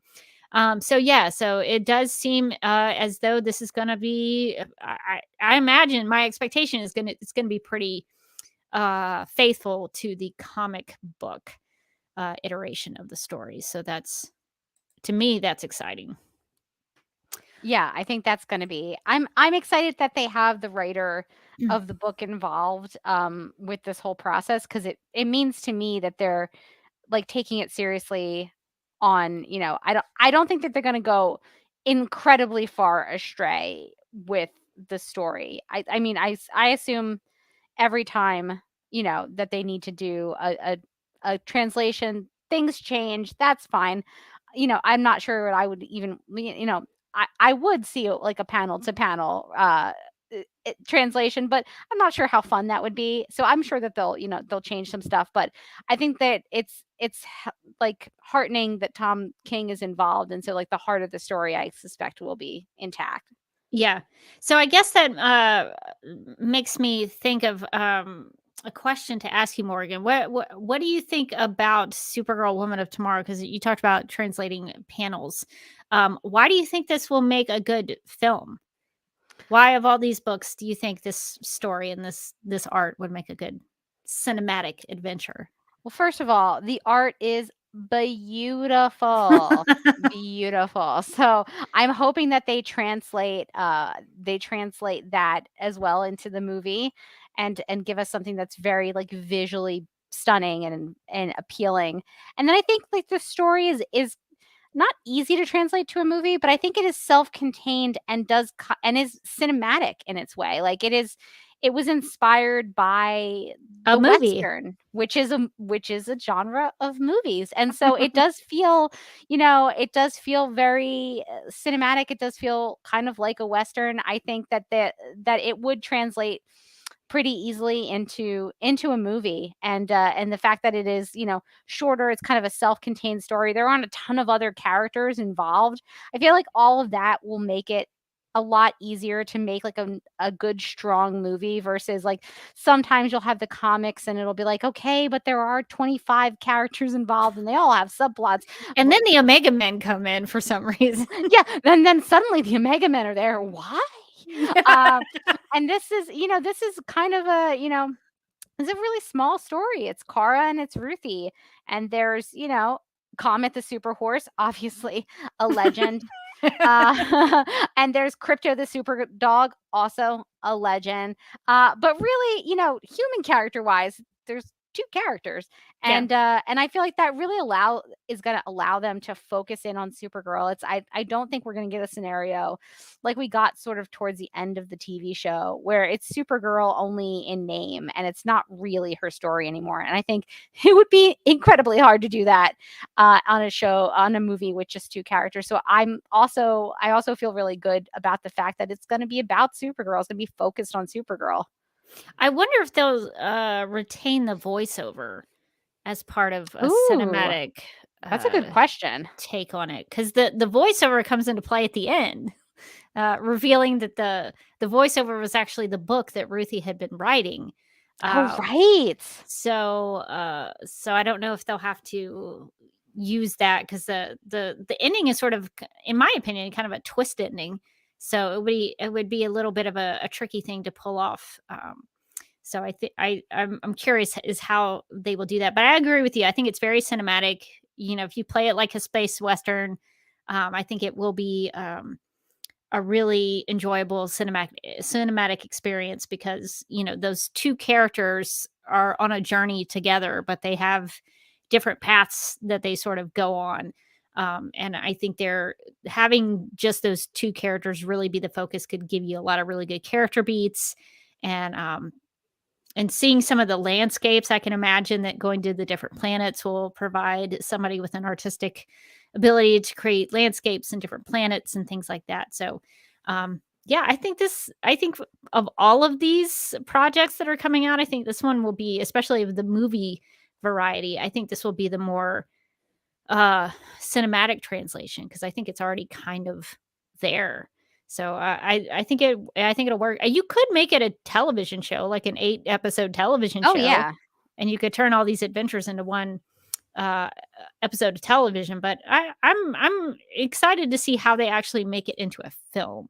That's kind of my interest in that. So I guess talking about that, what are some of the aspects of the comics, the comic book issues that we read in Supergirl Woman of Tomorrow? What do you think are like the most, like, they cannot get rid of this thing? What are like the essentials of the story? Maybe you can't fit everything into that like tight 90 minutes. Yeah, that's true. I mean, or 2.5 3 hours. Maybe you can't fit it in 3 hours. No one's making a 90-minute comic book movie anymore. It's just not possible. Yeah, I mean, they don't mention Ruthie, but I would riot if she's not in it. She has to be the whole point of it. Yeah. Yeah, I think you need that. I think you need obviously we're getting Supergirl's backstory, but I thought it was very affecting, the version that they told in Woman of Tomorrow. Yes. And I think you need to have a certain amount of the adventures that they go on throughout the book. I don't think that you can kind of shortcut that, because I think you learn so much about Supergirl from these different, trials and tribulations that they face while trying to go after Krem. So I hope that they sort of allow the story to breathe a little bit. It doesn't have to be like running from one thing to the next. And you can get those good character moments with her where you realize, how strong she is, how tough she is, but also that she still really believes in people. Yeah, Mark says in the chat, the core is that Supergirl is so caring that she gives up what feels like a year of her life to save this girl from becoming a murderer. And that's a really good and insightful way to describe that. Maybe they should have used that as a description for the story. Yeah, I like a lot of the adventures that they go on. I hope that they lean into the cosmic aspect of this, because one of the things that we sort of always wanted to see on the Supergirl TV series was more off-world adventuring. That's and true. this one had it in spades. We went on cosmic buses and encountered dinosaurs, and there were we met all kinds of different alien people, like the blues and the purples, and we were introduced to alien farmers and things like that. So the alien cosmic aspect of this, I think, really is what I'm looking forward to in a lot of ways, because that definitely will be very different. Supergirl the movie has some of that when she's in Argo, but there's not a lot of it. She's in Midvale, doing things with Ethan, the lawn guy. But this Supergirl story is very cosmic and alien, and I think you kind of have to show some of that. The Brigands, I guess, will. I imagine the Brigands will be a large part of it. So I think those adventures that they go on, maybe don't spend a lot of time in each place, but I think they all do teach both of them something. So I would like to see a little bit of those different locations. You could do a couple of minutes in a montage and show them going from place to place. I think you can I think you can make that work visually. So I would be into that. Also, we did mention Comet the Superhorse. Very important part of the story. And New Rachel in the chat says, I can't believe they're putting Comet the Superhorse in a movie. Now, we don't know for sure. We don't know for sure that Comet will be there. But if they don't put Comet the Superhorse in this movie, I'll be the first in line for a protest. I'll be organizing. I'll be organizing a polite protest and campaign to get him into it. But yeah, so I think Comet, Crypto, definitely integral parts of this. I'm interested in seeing how they adapt Krem of the Yellow Hills. Are they gonna have this guy like shirtless running around the whole time? Like that could be interesting. Now you're talking. Jason Bear, I found a spot for you. Gotta bring it back around. No, I'll be interested in how they utilize him too, because I thought he was a very good villain. Just did not care about other people and was willing to sacrifice anyone to get what he wanted. I think he's going to be a good on-screen villain as well. Yeah, I will be curious to see how they dress him if they do it. I'm excited for Comet. Like, what are they doing with Comet? Like, is he going to be like running in the air? Are they going to like rainbow bright hit? Are we rainbow brighting here? I would really love to see them do like because at one point Comet and Supergirl are trying to outrun the Mordru globe. And they run so fast that they go through that kind of rainbow colorful part, and then it takes them to this black and white space that they don't say where that is. We had a couple of ideas, but I would really like to see them going so fast that they, break the time barrier, or they go into like a black and white place. There's so many really interesting ideas in here that you could even expand on it. Like maybe Tom King didn't have the real estate in the comic book to explain what the black and white places, but maybe in the movie he can. We can find out. Yeah, so I think those are ways that they can make the movie a little different from the comic book version. But yeah, Comet, I assume I don't know. I guess they could do a mix of like CGI and maybe like a real horse. I don't know, in some shots. Ooh. But I assume he'll be mostly a CGI creature. horse. Yeah. Well, you You get what you get. Although, like on Titans, they had a real genuine Crypto the Superdog who was like flying and doing heat vision from his eyes. Ooh. So if they could take that same kind boy. of, oh my gosh, you need to see Crypto on Titans. I was like, oh man, they really did genuine Crypto the Superdog.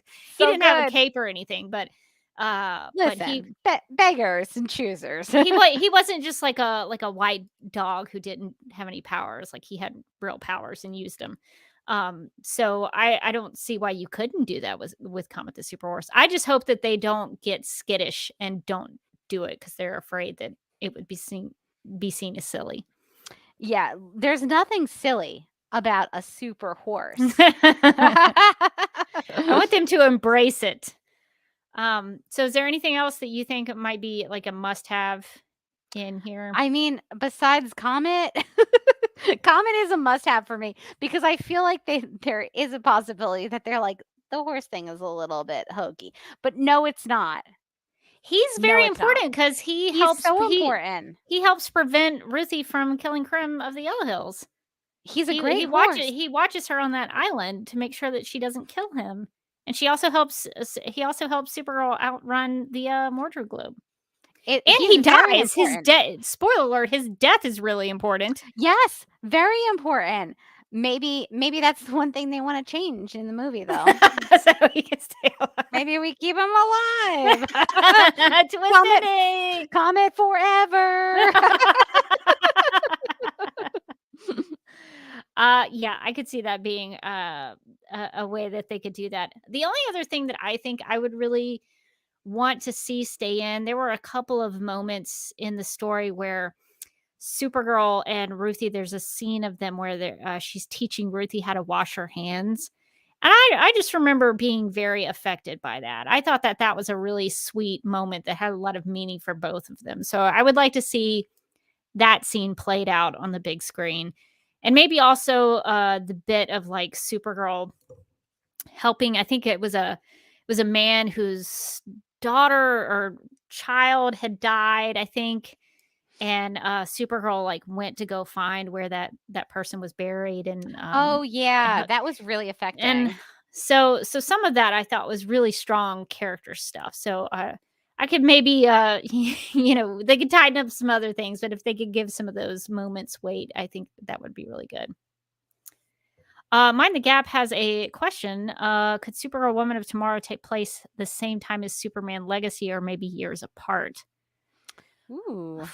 Well, I would think it would almost have to be a little bit of years apart although they said Superman Legacy was not an origin story. So maybe he's been Superman for a long time. Because the thing about Supergirl Woman of Tomorrow is that she encounters people who are upset. Like she is tormented on a planet that was designed to kill Superman. And so because she is Superman's cousin, she is also tortured there because it's designed to kill Kryptonians. So the premise of Woman of Tomorrow and where it's set in time is that other aliens don't like Superman. So so I think you have to establish Superman in order to do that. So it depends on what they want to do, I guess. Okay. I just had a question about this, Morgan. So I just like to think about this. I'm not the one who's designing it, but if you could pick one of the comic book issues as the movie poster, which one would you pick? Like if you had to like go through there and say, this is it. This is the poster. I'm going to try to pull them up here. Oh, this is a hard one. There's one with I want to say a dinosaur. I think the one where she's falling into the dinosaur mouth. like, should that be a movie poster? Probably not. Is that cool? Definitely. That's a good one. I feel like you kind of have to go with the is that the cover of the trade where she's like standing in the middle with the sword. I imagine they'll do that based off of issue number 1. I imagine that will be the because it's really good. Poster. She's there. She's got a sword. Ruthie's in the background, Crypto's in the background. One could argue most of the important characters except Comet. So I mean, there is also the one with her on like riding on Comet that is pretty good, but I don't know that will that translate into a movie poster. I don't know. Yeah, that's Supergirl, Woman of Tomorrow number 6. I would love it to have a Comet on the poster. I mean, obviously Ruthie I think has to be on there. But you could sell a lot of little girls on this movie by putting Supergirl on a horse. Because that is a stereotype of young girls that is actually true, that little girls love horses. Yeah, a lot of times people are like, I know what girls like, and it's not what we like. But when you're talking about horses, oh yeah. There's a whole contingent of horse girls that will just go see that movie. I would have done it as a child. I watched Rainbow Bright, I think mostly because her horse ran on a rainbow. I was like, that's a good horse. I know a lot about horses, and that's a quality horse right there. Yeah, if you want to target the horse fans, you got with the equestrian fan base. You know when you're going after that horse girl demographic, that you need to have the horse on the poster. Yeah, so I would either have Comet on there, or I think the now iconic issue number 1 with the sword, I think is, although she doesn't use the sword much after the first issue, but she did. I wish she did because it was cool, but but I think they'll probably use something like that. Now, I have another question. This is looking far into the future, but these big movies, they always have merch, a lot of merchandise, a lot of things that you can buy. So what would you want for like Supergirl Woman of Tomorrow? That's part of the reason like I'm getting excited about a movie. It's like I get a movie, but then I might also get some things I can buy. So much merch. What would you want to be able to purchase? Oh my gosh, I want all the merch first off, because I'll buy it all, and then I'll go broke. If like we talked about this when we read Supergirl Woman of Tomorrow, but prints from the comic, I would buy so many prints from the comic. I wish they sold them, like a nice print for my wall. Like a lot of the art in Supergirl Woman of Tomorrow, you might not even clock it as like Supergirl art. Like when she's like sitting at the top of like a cityscape, and the city is, but like beneath her, like stretching out, and like her cape is going, like, but she might be like tiny in the distance. Like you could that's fine art. You put that on a wall. Yeah, I want all the art from the comic. I think I would love to have some nice art prints to like frame and put around the house. I just like anything with the sort of the Supergirl S shield where I can be like, it's not Superman, it's Supergirl. That's always fun. Maybe another hoodie. Would you buy another Supergirl hoodie? Bring back the hoodie. I have the original hoodie, the Supergirl TV show one. But yeah, let's bring that back. Let's get some hoodies and some like clothes. They always do like these stupid like partnerships usually when these movies come out, where it's like, oh, get the makeup palette that Black Widow uses, or like it's the line of jewelry based on Spider-Man. And you're like, listen, I'm buying all of that. I'm laughing now. I'll be wearing the Supergirl makeup palette. I'm gonna have the little Supergirl like a celebrity endorsement collection. I don't care. I'm not proud. I'm buying all of it. And a Funko Pop would be great, because it's really hard to find like a Supergirl. I've got the one from the TV show, but Mike apparently had to do quite a bit of digging to get that one. So it would be great to have the movie one too. The Melissa Benoist San Diego Comic Con is pricey. That Funko Pop is pricey. And then also, I mean, there's a couple. There's like the Phoebe Buffay Supergirl. There's like a regular kind of plain Jane Supergirl. But I would like it like a specific Woman of Tomorrow pop, and then maybe a Ruthie one. I think you could do those two characters. That would be pretty cool. Just any action figures I would be interested in, just because I'm so interested in how they do the different ones. So I think that would be really cool. I also want some Comet merch. Oh yeah, Comet merch. This is the time. if you're ever gonna do Comet merch, you could do like Comet the Horse plushies and things like that. Ooh. I think you could make a lot of money doing Comet stuff. Crypto stuff, because Oh, crypto's in it too. Give yeah. me a crypto pop and a crypto plushie. With the crypto plushie be like him with the arrows that are shot into like that's morbid. I'm sorry. He does Removable not arrows. die. This dog Crypto does not die. with removable arrows, and you see like the kids in the commercial, like the They're like horrified. the toy commercials, and they're like, "I'll save you, Comet." Tourniquet. So yeah, we can. There's a lot of merchandising opportunities from this book. If anybody's listening to us, you can have crypto with the arrows. That idea is free. Yeah, so there's lots that they could do, but I would buy mugs, t-shirts, shoes, whatever it was. I would buy it all. So I hope they go that extra mile to create those things. Um is there anything else that you wanted to talk about with this before we get to our last question? I'm just really excited. I know I shouldn't get my hopes up too much, but Especially not with DC movies. not with DC movies. Don't get your But hopes. my hopes are up pretty far. Like if you ask me like what Supergirl movie did you want to see? Like my first thought would probably be like, I wonder if they could make like a Woman of Tomorrow thing. And they did. / they might. They could. It is a possibility. It's on a So, schedule. We'll see if it someone happens. is thinking about it. So why do you think that this is important for a Supergirl movie, is specifically the Woman of Tomorrow movie, to be made? What do you think about like the general public? I usually try to think about the people who are not like us, who talk about Supergirl a lot, and just the kind of the general public, average Joe and Jane who go to see movies occasionally. Like why do you think it's important that this gets made for those people? I think it's great, first off, that Supergirl is going to get another movie. It's only been since the 80s.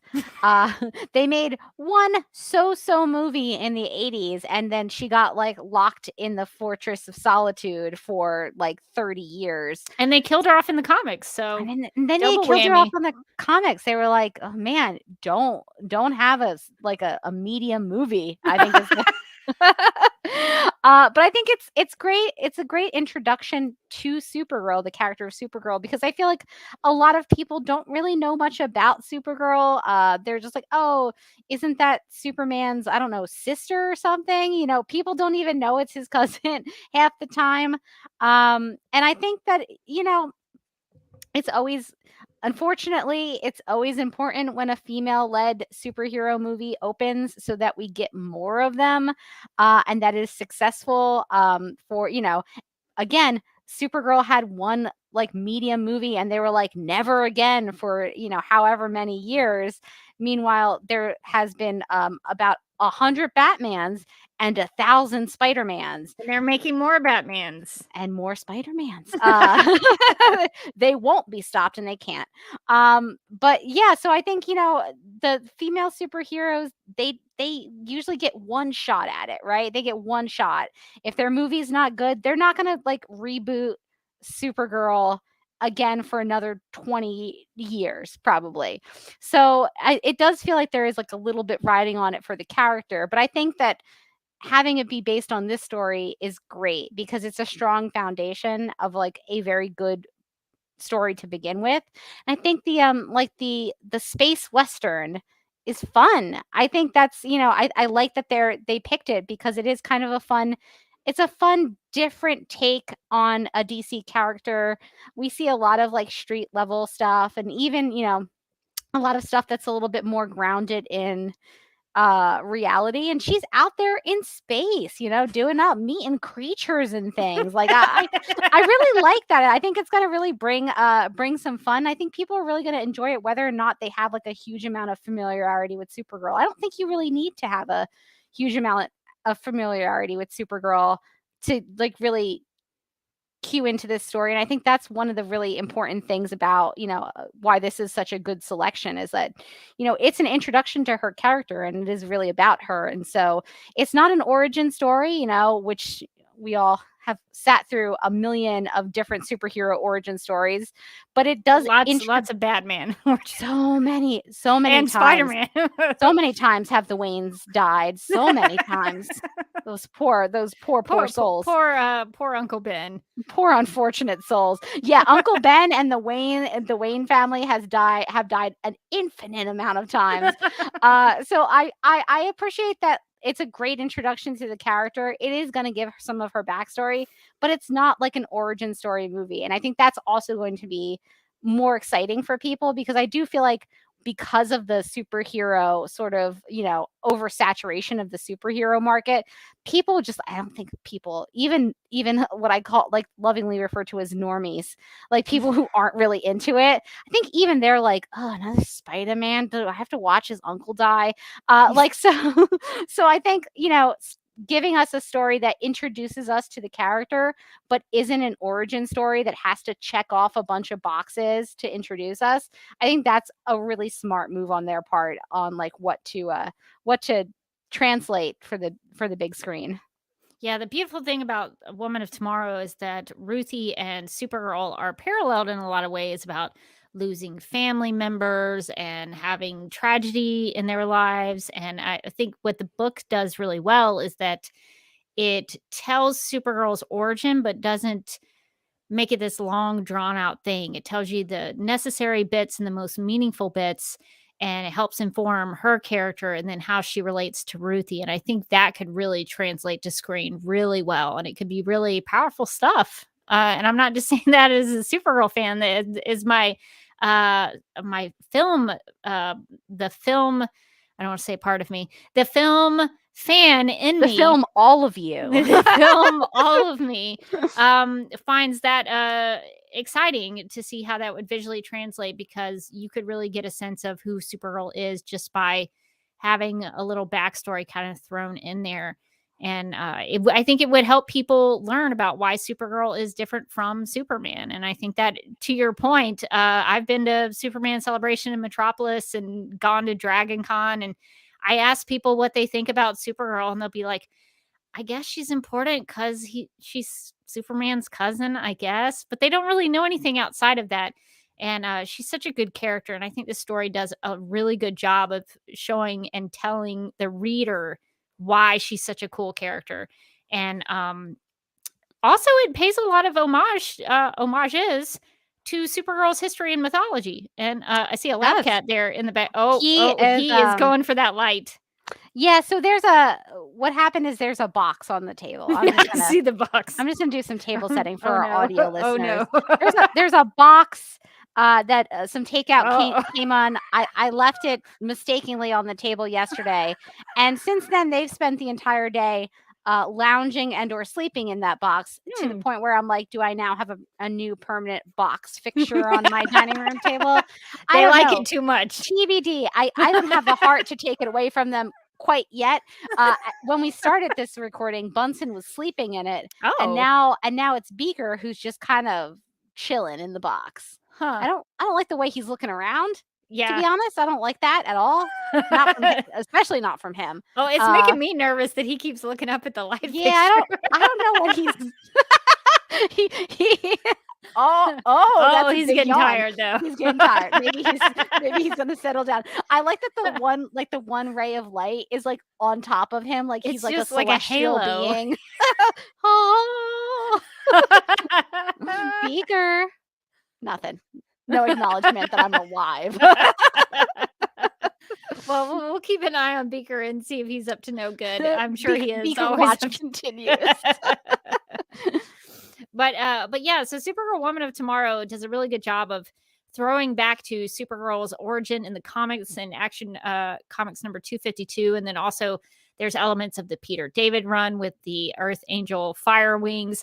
So if the general public doesn't know anything about Supergirl, they go into this movie and they get a little dose of Supergirl mythology and history without probably even realizing it. And so for somebody who's excited about that kind of. I love reading through Supergirl's history, and so it's exciting for me to have people come in there and learn about this stuff and maybe create new Supergirl fans. So that's exciting.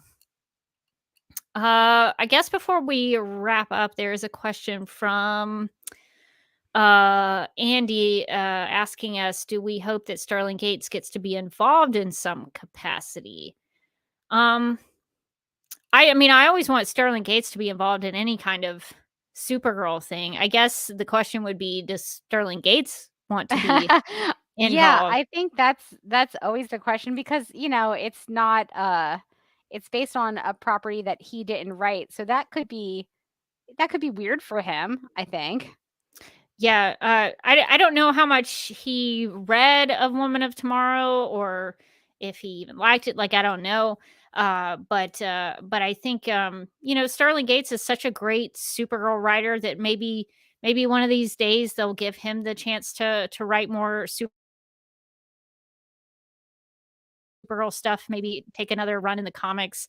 I would love to see Sterling Gates be involved with Supergirl in some future project, even if it's not Woman of Tomorrow. It would be great if he could jump back in there as well. Andy also asks if director Rebecca Johnson will helm Supergirl Woman of Tomorrow. There is a Rebecca Johnson who directed episodes of the Supergirl TV series. That would be awesome if I could get a credit that said Supergirl Woman of Tomorrow directed by Rebecca Johnson, even if it wasn't me. I would frame that and hang it on my wall. But yeah, so I guess hopefully, I guess we're all hoping for the best, that everybody involved with this makes the best movie that they can, and that we'll get to see it in theaters, and that would be fun. So keep your eyes out for that. We'll cover news for whenever we get it. Hopefully we'll have a Supergirl movie in 2027. And so save the dates now. Mark off your entire year for 2027 for new Supergirl movie stuff. Well, I created just a couple of snap judgments that we could maybe make regarding Supergirl Woman of Tomorrow movie news. So maybe we'll make a few snaps. In the game of snap judgments, each person is presented with two options, but must only choose one. First instincts are recommended and explanations are unnecessary. Okay, so our first snap judgment is an important one. Preferred movie snack, popcorn or candy? So it's 2027. 2027. We're going to see Supergirl Woman of Tomorrow. Going into the theater. What do you get? That is the question. And this is a hard question for me because I usually get both. But the name of the game is you have to pick one. That is true. I think I'm going to go popcorn. Yeah, I'm a big fan of the movie theater popcorn. I'll dabble in a candy if somebody else gets it, but it's not important for me for the movie experience. Movie theater popcorn, however, is very important to me because you never get that same movie theater popcorn experience except in the movie theaters. I don't know what butter type flavoring they put on the popcorn. Is it butter? It's not butter, that's for sure, but it is good, and I love it. Sometimes I'll just be in the mood for the popcorn, and I'll be like, "Let's go see some movie." I just go see the movie for just the to get the popcorn. You can go to movie theaters and buy the popcorn. You don't have to go. We have done that before. Or have like a little movie night at home. We're like, we're just gonna pop into this theater and get the popcorn. I am a movie theater popcorn fiend. So yes, I would be getting a big old bucket. What if they had those like the commemorative movie things, like the commemorative cups? Like I'd be getting that too. I'd be like, give me one of those commemorative cups. I don't have it with me, but for Wonder Woman 1984, they had those big like drink cups that had like a Wonder Woman bobblehead on the top. That's cool. I would take that in a Supergirl form. But yeah, I think I'm with you. I think popcorn for me makes the theater experience. Okay, last snap judgment. What would you be more excited to see on the big screen? Comet the Super Horse or Supergirl's Fire Wings? I had to put two options, but there's the two options are not fair. It's Comet the Super Horse. They're not equal, and the Fire Wings are cool. Their Fire Wings are cool, but they're not gonna save you. No, In a pinch. Not like Comet would. Comet's so loyal. they're not a majestic steed. Is he a horse? Is he a man? He's both. He's both, baby. I think the comet component is very important to Woman of Tomorrow. So we'll hopefully get that in 2027. No judgments on your snap judgments.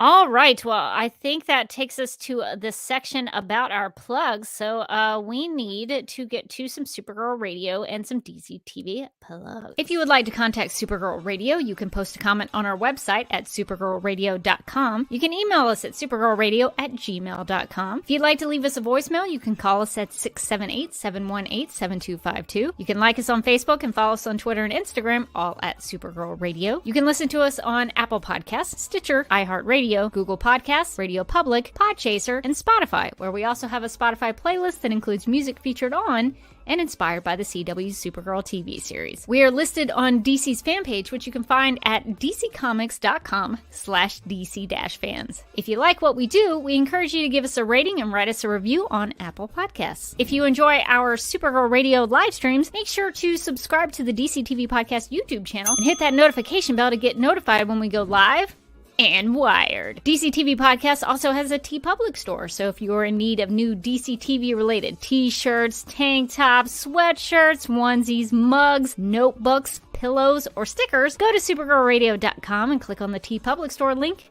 at the top of the page. Hello, and thank you for calling the DC TV Podcast Hotline. Please listen carefully as some of our menu options have changed. Supergirl Radio? Press 1. The Flash Podcast? Press 2. Legends of Tomorrow Podcast? Press 3. The Lithuanian Room? Press 4. DC on HBO Max Podcast? Press 5. Stargirl Podcast? Press 6. Superman and Lois Radio? Press 7. Green Lantern Podcast? Press 8. The Sandman Podcast? Press 9. Justice League Dark Podcast? Press 10. DC After Dark? Press 11. For all other inquiries, please stay on the line and the next available agent will be with you shortly.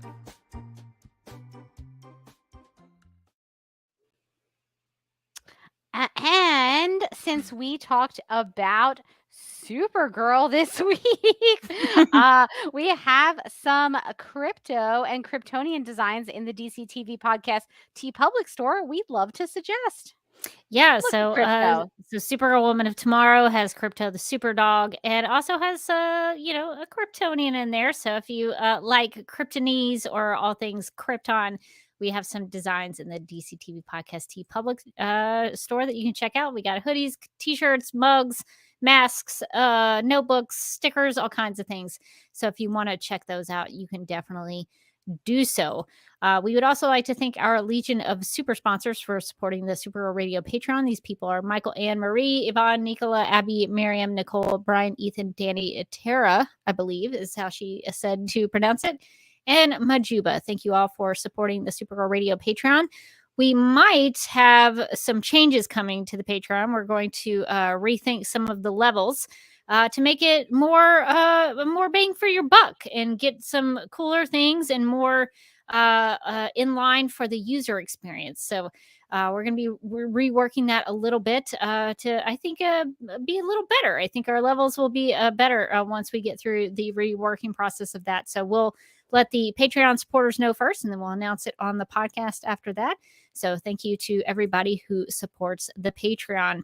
Well, if you would like to keep up with me, you can do so on a couple of places. I'm on Vero, the social media platform Vero, True Social, at Derby Kid. I am also on Instagram at the Derby Kid. You can see some stuff. I'm trying to play around with some monopods to fake drone shots. That's one of my goals for my video stuff. So hopefully some of that will be worth to post and for people to see it. You can also check out my personal YouTube channel at youtube.com/duckmilkprod, where I do a weekly live stream about the Rotten Tomatoes top critics reviews of Batman v Superman: Dawn of Justice. I'm nearing the end of it, but it still hasn't finished. I've been doing this for quite some time. But I think I'm close to the end. So if you want to come hang out with me Sunday nights at 9 p.m. Eastern and talk art criticism and film criticism, that's the place to do it. It was a really insightful time this past week with the live chat with the people who showed up. And we talked a lot about film history. And I think I get more out of that than the people in the live chat do, I think. So I appreciate everybody who shows up for those streams on Sunday nights at 9 p.m. Eastern. Very cool. You can find me on Twitter and Instagram. I'm at Mojotastic. And you can also find me as a co-host on the Legends of Tomorrow podcast, which we are going to rebrand at some point. Nice. But for right now, we're still the Legends of Tomorrow podcast, but we are talking about a whole bunch of different stuff. We are talking about the Teen Wolf movie. So if you were a big Teen Wolf fan of the MTV show or the Michael J. Fox movie where he dunks basketballs, we mentioned that once.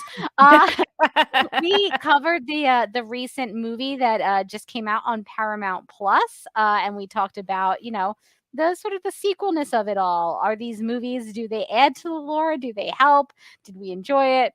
And then we're also going to be releasing an episode soon about Megan, the creepy doll AI horror movie that took the world by storm and captured all of our hearts. So we're kind of discussing, the new sort of surgence of horror movies and why they're so kind of original in this sort of film landscape that is a lot of IP and existing films, and then you've got like a weird doll that does a dance and sings Titanium. Why does that keep happening?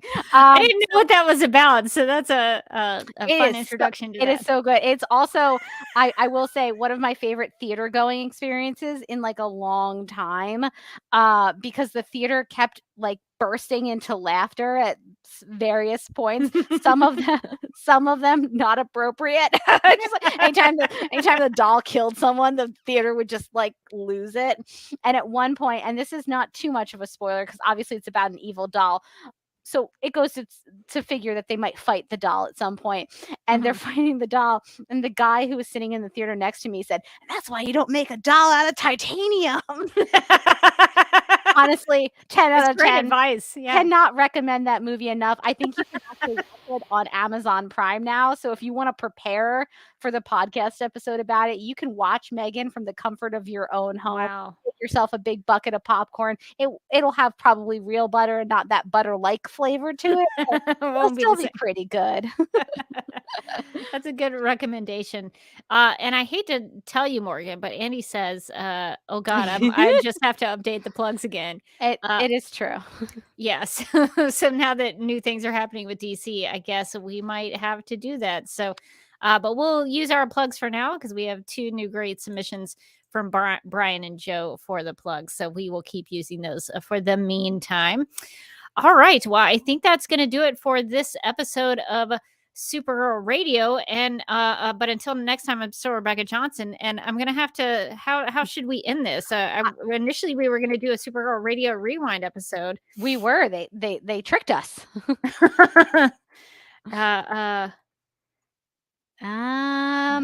gonna come up with a different. Sure. Yeah. No, it's gonna be great. Yeah.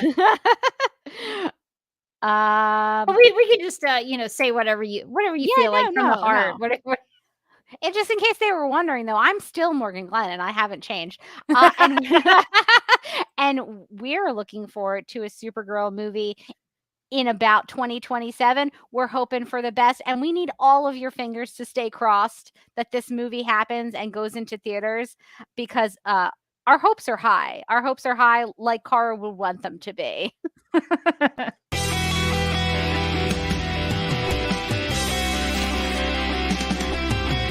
McGurk! I love Not typing. mess with my Google Docs, Meeksy. Supergirl Radio is going live every night of the week. How do you like it? Is becoming a human burrito a plus or a minus? I don't know. It does seem snug. I mean, they say you are what you eat. Kira.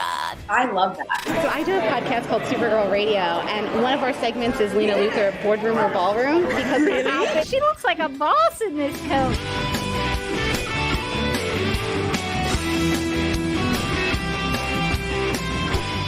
Is Nasty Luthor like a different Luthor? It's not just Lena being mean? No. Helen Slater here. So fun to know that you're hosting a podcast called Supergirl Radio. Yeah!